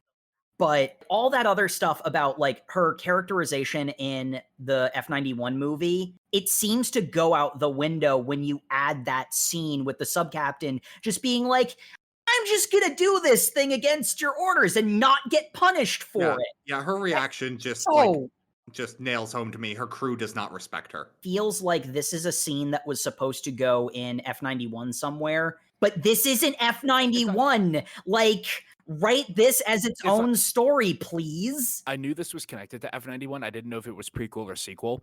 If it was a prequel, then this could be a galvanizing thing where she has to, harden her hold on the crew and, prove that she is a captain capable of making strong decisions in battle. It could potentially be a good character building moment. It's a sequel. She should have done this already. Yep. I mean, it doesn't matter either way, because the moment is essentially going like, I betrayed you, and she's like, oh, you're right, that's fine, you got results, that's all that matters. And I'm like, what a stupid thing for a captain to say. Like, you put everyone's life at risk for, good thing it worked out, I suppose. Anyway, they're completing Star Wars, and it gets more Star Wars the second you get inside the main base, so...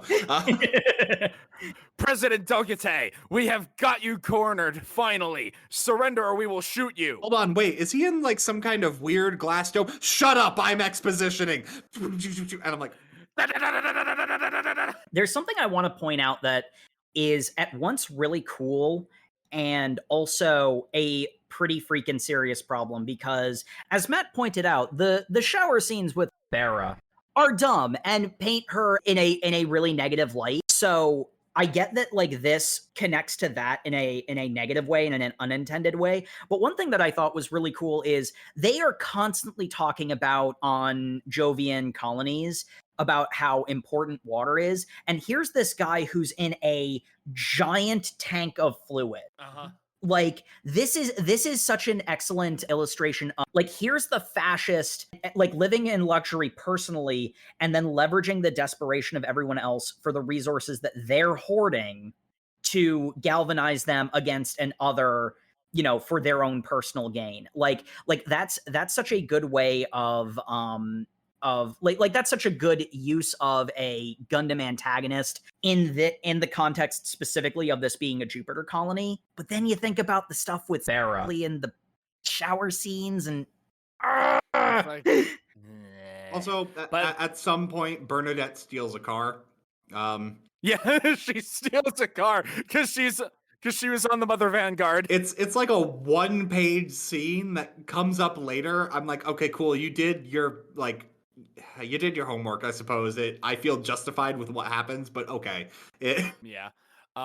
So she steals the car. They're confronting Dogate, and he's like, "You fools! I was a robot the whole time!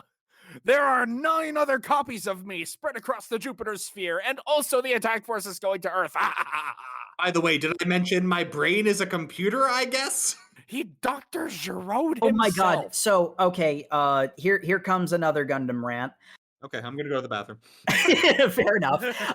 Okay, so the thing that I saw, like I was reading this, and it absolutely emotionally destroyed me, because he's talking about like what he did was he used the biocomputer to map his brainwaves onto computers. Like, that's what he specifically calls out the biocomputer, and I'm like, oh, Dr. Arno, please never find out about this, because it will absolutely emotionally destroy you. Like, we see at the end of F91 what the biocomputer is supposed to be used for, and like, in a lot of ways, what Crux does is technically, in a lot of ways, what another thing that the like if it wasn't a space Nazi, that would be a really good thing, taking a brilliant mind and preserving it for all time. It's not like a path to immortality or anything, because it's still, it's like your brainwaves mapped onto a computer. It's always going to be a facsimile, and the real guy is out there somewhere. But preserving a mind beyond death, so that humanity will always have that resource, is such a brilliant use of biocomputer. But then it's being used by another space Nazi. Come on. Come on, dude. He's like, and now I will also blow up the base. Ha ha ha ha. You have 5 minutes, James Bond. Hold on. Don't you have thousands of your own men here? I don't care. Tobia, you try to like hack it. I'm gonna go to the reactor and try to shut it down with my mobile suit. I know that probably won't work, but I gotta do something. Bye. He barely. He Okay. gets to the reactor with 30 seconds to spare, barely. Yeah. Yeah. It's like, okay, good luck, Kingeto. Okay, does anyone know the passcode to shut this down? The only person who would know the passcode would be someone close to the president, and his wife is already dead. So Yeah, I will say I've been relatively defensive of like the Jovian's motivations. I think the big thing that I'm sort of like, and like this scene I was not the biggest fan of, but sort of the reason why I've been like forgiving on all the, it's another Gundam space Nazi thing is if Crux wasn't so like hilariously cartoonishly overtly Nazi evil about it, I would understand why there'd be a bunch of people who would be like, I will die so that my family can go to Earth. But like he's giving villain speeches. Like it wasn't a bridge too far to me because I'm a Gundam fan. I've seen a lot of space Nazis, but I've seen a space Nazi or two in my day. The But, problem like- is his motivation isn't bad. Like it's just he decides to do it in like the most Saturday morning cartoon way possible of like, yes, I get all the water for me, but also Earth has a ton of water. I could give it to my people, and then they could give it to me. And it's like, why? Why do any of this? The way I read it is that he just wants political power. This is one of those cases where like what Gundam usually leverages for its villains is because like this is very similar to how the zombies work, where it's like here are these people who have a need, and I'm going to play to that in such a way that I can get them fanatically loyal to me, and then be Nazis. They are self-destructive and violent, and it descends from there. And that's why, and this scene was the most overtly like Saturday morning cartoon villain level that Crossbone has gotten so far. I mean, also because he's just like, here are the 9 copies of my body that are scattered around. Like, it's like, here's a bunch of MacGuffins for the, like, it's just, okay, cool. This entire scene felt super Saturday morning cartoon, so his justification just added on top of that. Yeah, and it's very much a case of, I understand why it wouldn't play. I'm predisposed to be on board with what Gundam is doing. But yeah, no, it stretched it for me too. I was not a fan of this scene either. It was almost entirely, I'm going to forgive you because I have love for Gundam, and this has been mostly good. But like, you're on thin ice right now, Crossbone. It's like, all right, so Kinkito's tied up in a fight, and we don't have anyone who is close to the president. I guess we're all just gonna blow up now. Bernadette, what are you doing here? Oh wait, passcode accepted. Self-destruct. Bernadette, there was only 5 seconds left on the timer. Why did you wait so long? Sorry, I actually don't know how to drive a car. I stole it, but it took a while. Anyway, Hold on, Bernadette, did you know your dad was gonna blow up the entire thing? Why did you hold on, why are you here then? You either know a lot more or a lot less than what you think's going on. see, here's the thing. My name is actually Tateneth Dogite, and I'm the president's daughter, and yeah. Okay, that makes sense. I mean, I think she even mentions this outright later on, that she wanted to try to talk him down, but then once you hear the base's self-destruct sequence has been activated, playing over the loudspeakers over and over again. In all fairness, even after this whole thing, she does say she still thinks her dad's a good person. He just is misguided at the moment. I'm like, I don't know if that's true, but okay, Bernadette. That's a lot of faith that you have in your pops, Bernadette. I'm pretty sure you're wrong, but Bernadette, have you seen that your father is a skeletal robot inside a tube of water of which he's made 9 copies of himself, and his brain is a computer? I don't think he's a human being anymore. I held out hope, okay?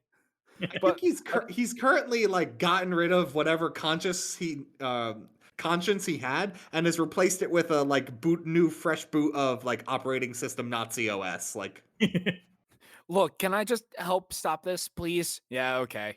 I think that they imply that like the real one is still out there. Yeah, they say Mhm. one of them is the real one, and I guess he's not an evil Nazi robot. I don't know. No, probably what it comes down to is he's just as much of an evil Nazi robot as his duplicates. It's just, I mean, to be fair, of course, the child who is a like early teenager is going to think, that their parent isn't beyond saving. I don't think it's unreasonable for Bernadette to be like, no, I still think he's good inside. I just think she's wrong. So everyone manages to get off of Io after taking some time to repair the ship from the ramming sequence. That goes off pretty casually. Isn't it implied because most of the military members stationed at the base basically defected? Which fair, when your commanding officer goes, I will blow all of you up to like spite my enemy.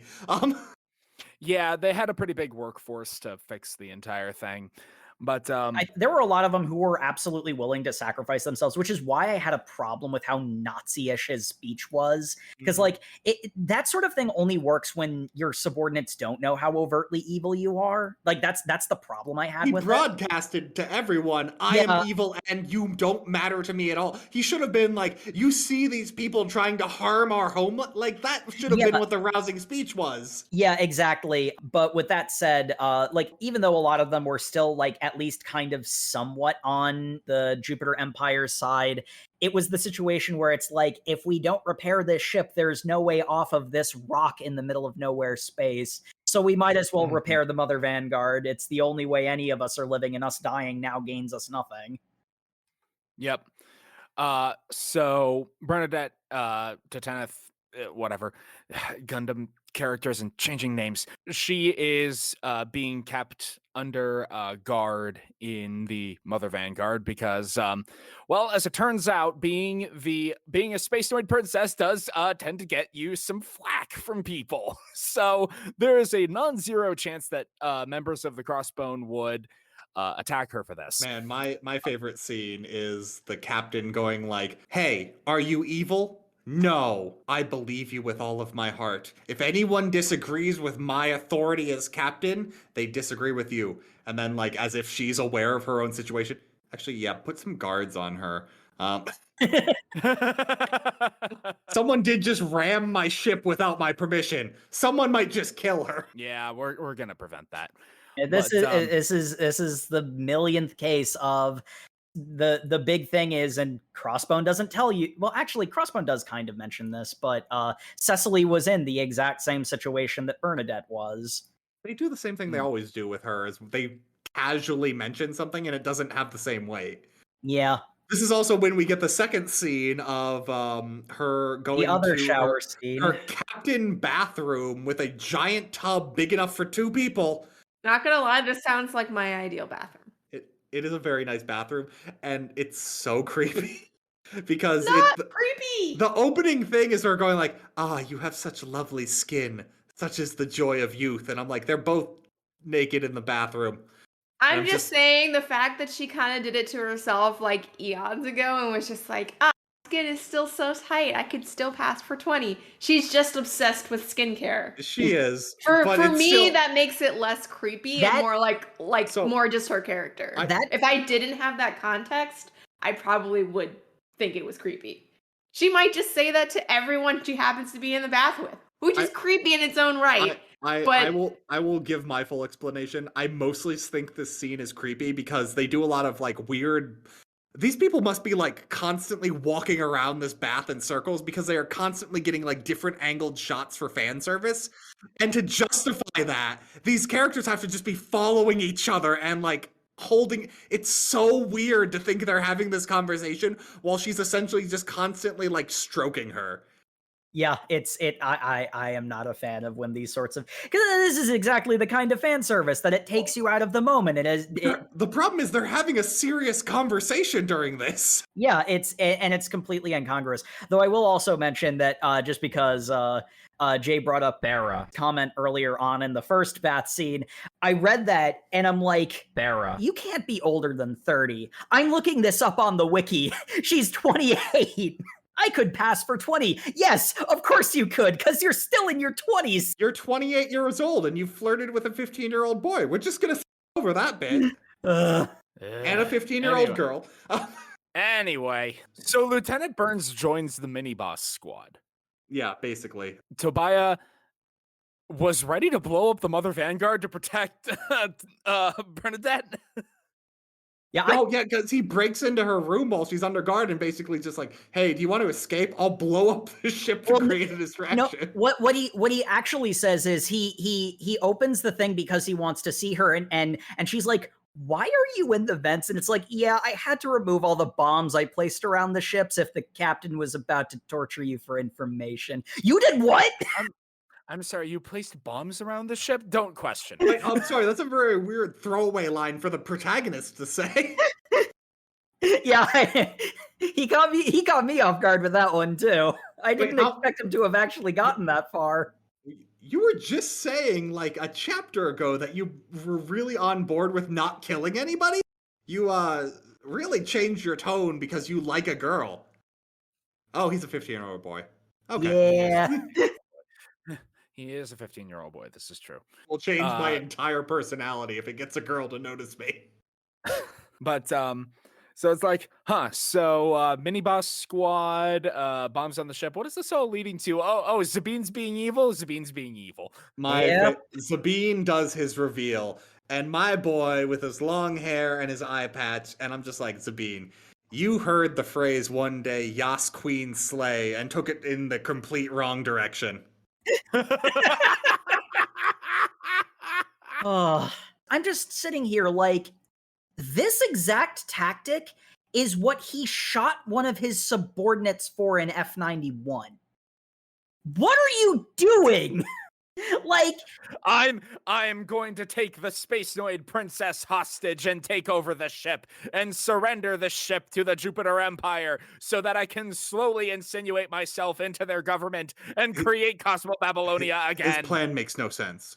It really doesn't. His plan is so stupid. He's going to take the princess hostage so that he can, because if he returns the princess, they will like him. I understand that much. That does not get him to the next goal of his place, which is being placed in the leadership of such an organization, but never mind. He then goes, I want to reinstate Cosmo Babylonia and bring the captain on board, because I've forgotten her name that Crossbone says. Barra. I want Barra to be the new queen. She doesn't want this at all, but she will learn in time that she wants to be queen, and my interpretation of her character at this point was like, she might actually just be convinced. I don't know.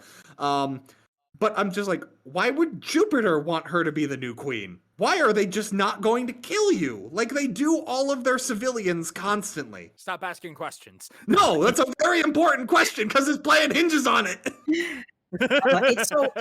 It's so frustrating because like there are other elements, like Zabine was Barra bodyguard in F91, and the way that they establish him in that movie, like he's like the honorable rival character. Like he's not a Char clone. He's not supposed to be a Char clone. He was way more interesting than that. But he has all the same motivations, but now they just flipped the evil switch. They flipped it to the on position. Also, my boy Zabine does not understand what the point of a hostage is, because he's got one, and Tobia's just like, I'm gonna stop you, and he's just like, I've got a hostage that I can't actually kill her because I need her. In fact, she's probably more your hostage at this point, because she's valuable to me and me alone. My plan is actually really stupid and doesn't make sense. Ugh. Good thing I didn't get rid of all those bombs. Tobia, why did you have bombs on the... You know what? Never mind. Kick Sabine's ass. Well, no, I'll headbutt him because I'm a shonen protagonist. Yeah. It does have that energy to it. It's very much the case where the way that Zabine works in F91, whether or not he would actually betray the protagonists would actually have been in question, because you would have known that he has this like dark ideal in him, but is otherwise a good and honorable man. And it's like, will that idealism cause him to honorably pick the wrong side, basically? Whereas this Sabine is, I am a villain because I wear an eye patch and have long hair. Like, that was the problem, too, because the Zabine up to this point, I was buying that interpretation. Like, he is a dark person who like values results over people's feelings, especially when those feelings are actively not leading to anything and in fact maybe detrimental. Because he's just like, if those pilots are just going to be killed anyway, we can just kill them. In the ships, it will be easier. And I'm like, yeah, you're right. You're right in this exact situation. But then he goes, by the way, I'm evil and also don't have long-term planning experience. And I'm like, God damn it. Well, Yeah, there went the one thing I still liked about this manga. Yeah. It's so frustrating. Mm-hmm.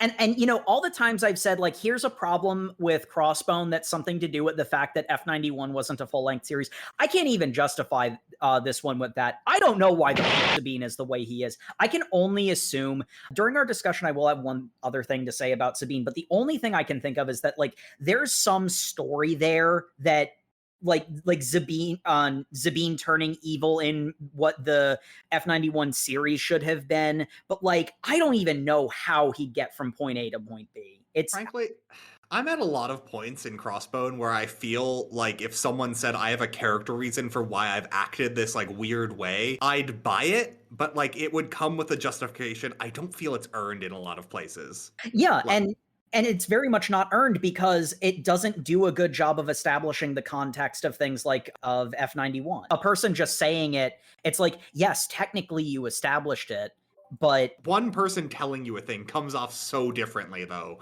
That's just like that's how this person who worships her views her. You view that negatively then because you assume he's having an elevated opinion of her, not. This is literally why we have the writing rule of show not tell. That's for the stuff where they do mention things in passing, because again, they don't mention Farah is a new type anywhere in this. So like, how are you supposed to know that Kaneko is actually the one who's wrong about how perceptive Cecily is? We don't know. The point is that Sabine is like, yes, my friends in the Jupiter Empire, thank you for arriving. I have taken over this ship, and I'm now getting my ass kicked by children. What the Okay, so maybe I haven't quite taken over the ship yet, but I'm working on it. This is my big proof to you that I'm valuable. Please help. Buddy, that's not... He's so much more competent in F91. He was actually threatening in F91. Where is that Yas Queen slay energy? It's like, yes, I love the queen, so I'm going to slay everyone. Like, come on. But then it's like, okay, don't worry. We're sending in the quirky mini boss squad. They are an attack type, a defense type, and a speed type, and they're going to attack the Gundam because they excel in their 1 point above what the Gundam excels in. And by working as a team, they can defeat it. And their character designs are all a grade higher than the main cast. Like, work got put in on them. Well, actually, mainly the main girl. She has a lot of work put on her to look, like, nice every time she shows up. Giri, I think her name is. I just know she has a ponytail. Yeah. Yeah, ponytail girl. Cool fight happens. It involves Kinkido in the X1, and Tobia also shows up and helps win the fight. They use the Minovsky particle, basically super accelerator, to heavily damage the Jupiter Empire ship, forcing it to retreat. And it's like, okay, so... well, we're back on that chase to go after the Jupiter squad heading to Earth, and then Karash shows up just like, haha, I have arrived once again. I am now kidnapped Bernadette. You know I'm in a mobile suit, right? I have grenades. Oh no, my hand. This man 1v1's a mobile suit and wins. Karash is the best villain in this entire manga. I will not be taking questions. Man. It is the situation where it's like they are formula type mobile suits, so like handheld explosives would actually do something to them, but it is also he's so out of place in a Gundam story, which grenades. Which I mean, like, it's one of those situations where it's like it's funny and I'm not gonna let it ruin it, but like if there weren't other things about Crossbone that I was enjoying, I'd have a lot less of patience with him than I do. And I think this last fight, I've got a scene I want to talk about in particular. It made me stop reading, go find Jay, and ask, did this stupid thing I just saw actually happen? It was when one of the Crossbones, I believe the one piloted by Kinkido, is in a fight with a Gundam and is like being held back, and the other one is some distance away. So he kicks and then launches his dagger from within his foot? Yes. Yes. They established that they had those. He's got a pirate boot dagger.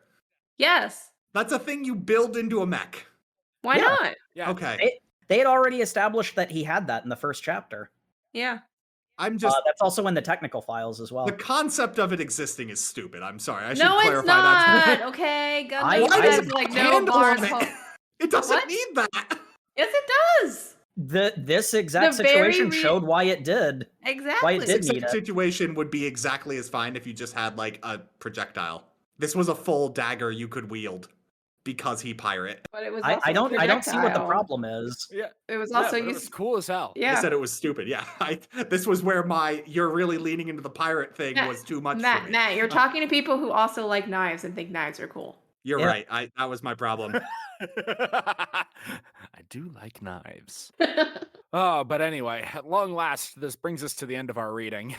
Just technically on a cliffhanger, but We Crossbone have has thoughts. 6 volumes. Yeah, this was a good place to stop. This was a good amount of reading for if you want to. I mean, you're definitely probably before this point, but this is definitely a good section to see how you're feeling about it, and if like the pirate aesthetic is too much. If you're not enough of a Gundam fan that you don't have all this context, you're probably gonna want to. It's like if you find any of this appealing, but you're completely lost by all the character motivations. It's kind of like watching Fate. You know what? God damn it. That it's bad. You're right. All right, so favorite character and favorite fight. Well, I said earlier that my favorite character was Bara, specifically because she fit into a character type that I am a fan of.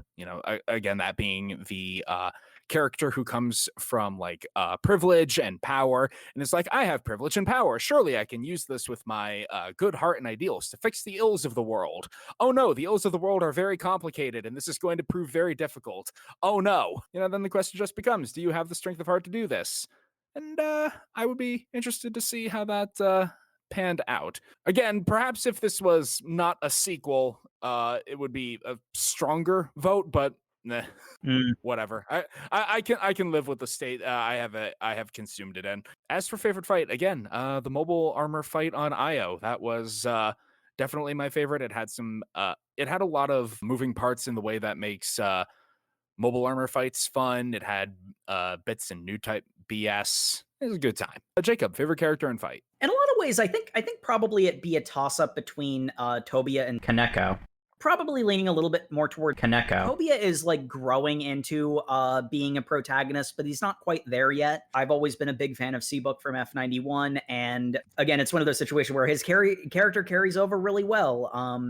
So, it like catching up with a character whose story got cut short because of production nonsense was really nice. Though I liked most of, like I mentioned, the teacher spy guy does not feel like a Gundam character to me, and the cases where the space Nazi leader went a little bit too Saturday morning cartoon, but largely I like pretty much all of the characters.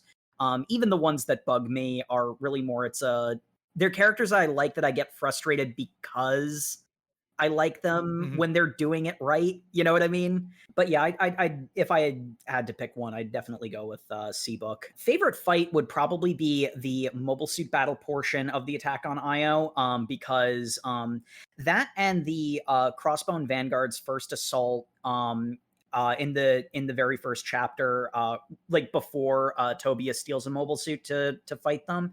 I felt like those sequences, those mobile suit battles, they were well paneled, because like the stuff that was mentioned about some of them not being paneled that well, yeah, I see it too. And there were some places where I got lost, like because of either like the geometric shapes or the action lines being too much.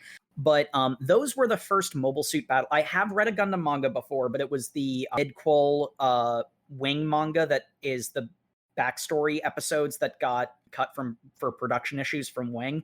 So there weren't mobile suit battles in it. The mobile suit battle portion of the Io fight was a really cool mobile suit combat sequence, and I was really wondering how they'd tackle mobile suit combat. All right. Jay, favorite character and fight? Favorite character was difficult to decide, based on the fact that this is an They art were all style. so good. No, this is an art style I don't typically gravitate towards. That's fair. So I guess going off of character merit, I would go with Tobia, I guess, because he's the protag, Protagonist, and you're supposed to like him. I guess I'm supposed to like him. I'm just going. I'm just going by personality here. Bara, I kind of was in the same boat as like Matt, for Bara, for where she came off as very maternal. Though I do understand her motivations to kind of promote understanding and empathy. But I don't really have a hard favorite, I guess is what I'm trying to say. I mean, Sabine for being Sabine, but that's a completely different, not related. Like the reasons for liking the character is probably not what the manga wanted. Exactly. So, that being said, I didn't get to really touch on this point earlier, but for context, this is my first Gundam manga I have read, and drawing back on my prior exposure to Gundam, kind of what drew me into the series were the action scenes, which I feel were kind of undersold in the manga. It's just the formatting. So I can't really say I had a favorite fight, I I The motion is the motion, important. Yeah. Yeah, I understand. I like seeing giant robots fight each other, but it has to be in 3D or 2D. Yeah. Right. So yeah, I guess that's my answer. I don't really have a favorite fight. Yeah, that's fair. All right, and Matt. Can I say least favorite character? Because it's Bara, because I've said everything I hated about her. Anyways. I was gonna say favorite character, and it was gonna be Sabine, and then that last arc happened, so now I don't have anything. I guess Bara's parrot. I liked her parrot because her parrot would just squawk annoying Gundam fan things. But why does Cecily have a parrot? No one's explained that. You know, Charastable? Because they're pirates. They're pirates. They're pirates. Why does the parrot shout fourth wall breaking nonsense that it probably shouldn't know? Oh, that's actually something I looked up on the wiki. Apparently, the parrot is a robot, and the fan theory is that's actually Amuro's Haro robot remade into a robot parrot. That's a fan theory, so do with that what you will, but... Completely disregarded, okay. It's a fan theory, so it's stupid. So, yeah. Favorite mobile suit stroke mobile armor of the manga of what we read. I'm not gonna lie, I really did like the Gundams, the X1 and the X2, because I love the capes. I like, the big X crossbone thrusters took up a lot of space in the visual design, but at the same time, man, it looks cool. That's my answer. Reverse order, Matt. Which one sparked joy? I thought a lot of the villains were actually kind of bland looking, but I remember at one point there was one that looked like a xenomorph, and I thought that looked really cool. Oh, yeah. Oh, man. That's another case where it's like, oh, I can see how this turned into something from Victory Gundam. I really wish they'd fought that xenomorph more head on, but it kind of didn't happen. It just showed up in like the initial, these are all the villains, and then I think it was in some action scenes later, but not. Yeah, we saw it fighting Crossbone X1 in passing, but it didn't get a big scene. It got like a, hey, I'm a main villain, and then didn't get the like one-on-one fight. So it's like, yeah. I liked its design though. It looked cool. Indeed. Jay, favorite mobile suit? The X1. Hell yeah. Jacob. And that's going to be a third vote for not just the X1, but I actually like both of the Crossbone Gundams, mostly because I really like, again, I love like the development of mobile suits and how like one leads into the next, because I can see all of the ways that the Crossbone is an extension of the F91, like the faceplate moving up, and the venting the heat and the psychoframe light coming off of it. Things like the faceplate going up is a really good example of, this is something that it doesn't need to convey to a new audience member because it's not, strictly speaking, that narratively important. Like if the biocomputer in the X1 and the X2 comes up, they're going to explain what the biocomputer is. But for me, who knows about the development of the F91, I'm like, oh, that thing's got a psycho frame. It's got it's biocomputer equipped, and it's it's a little over 15 meters tall. That thing is based off of the F-91. It's some good nerd stuff. Yeah, I really like. I think the X looks good from the front. It being visually noisy in the back, I don't disagree, but like, things about how like those big, like that big X it's a way of counteracting the gravity of Jupiter, and that's how they can have a like standard style mobile suit in a very different environment. So I really loved the design of the Crossbone Gundams. Jake, you had 2 quick theories, I believe, on the trajectory of the plot. Places the story could go in the future, and they're also very much Gundam nerd things. So one of the things I'm thinking of is like, is the Jupiter Empire going to turn into the Zanskar Empire? Because I know one thing that I always found weird about Victory Gundam is that there's never an explanation on where they come from. And like the secret evil empire in Jupiter being the origin of Zanskar would actually be an interesting way of tying it into Victory Gundam. The other thing I'm thinking of, and this is actually something I was thinking about right before we started recording, not that this justifies the way that his character is working, because there are other ways that this could have been foreshadowed to make it actually make sense. But I'm starting to wonder if Zabine is a cyber new type and he's going crazy, that might explain some of his actions. So I feel like they might use that as an excuse later for why he goes off the deep end. That should have, if that's the case, it should have been established in a more, parsable way. Him basically reading Tobia's mind, it's like Tobia's immediate reaction is like, is this guy a new type? What's going on? And it's like, if he's a cyber new type, which we know Cosmo Babylonia did cyber new type experiments because of Iron Mask, there is a possibility that the reason Zabine is as so loyal to Cosmo Babylonia and like the ace mobile suit pilot of the original Crossbone Vanguard was because he was also cyber new type experimented on. And for those of you who don't know, the long and short of it, cyber new type, bad. Yeah. And of course, the penultimate question. Well, actually, the ultimate question. The rest of it isn't really questions. Would you continue reading?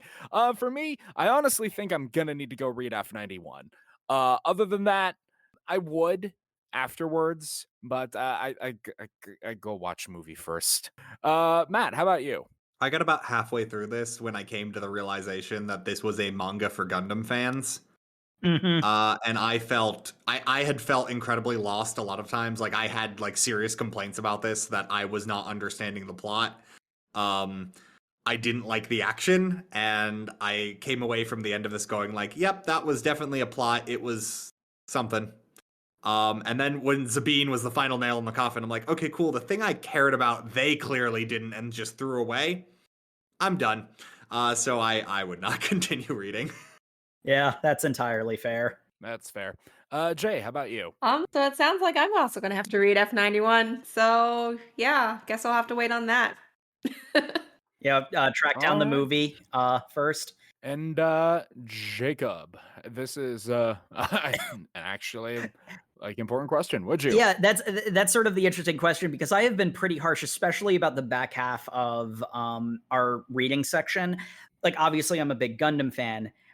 And I've mentioned I kind of wanted it to be bad, but the thing is, I have been, especially in talking about it with people who don't have the context, there has been a lot of places where Crossbone has very severely disappointed me, because it should be more clear about its context. It should do a better job of establishing its context. But with that said, me in the position of having all of that context from having seen it all in sequence, they were not serious problems for me. It annoys me. I wish it was better. I wish it didn't have that flaw, but the flaw doesn't impact my enjoyment. And man, this makes me want an F91 full-length series even more. And I'd love to see a full-length Crossbone animated series. I'm definitely going to keep reading, because like, obviously they're I'm never going to defend Zabine. Even if my theory about him being a cyber new type is right, they did not adequately establish that. But, I'm still very invested. I love seeing Seabook, actually get a full series like he deserves. I'm annoyed that Cecily, they hit rewind on her character development, but maybe she'll get back to where she's supposed to be. And I'm definitely pretty heavily invested in the series, from largely carried on my prior knowledge. And with that, it brings us to the end of the episode. Thank you, everyone, once again for tuning into the Over Manga Cast.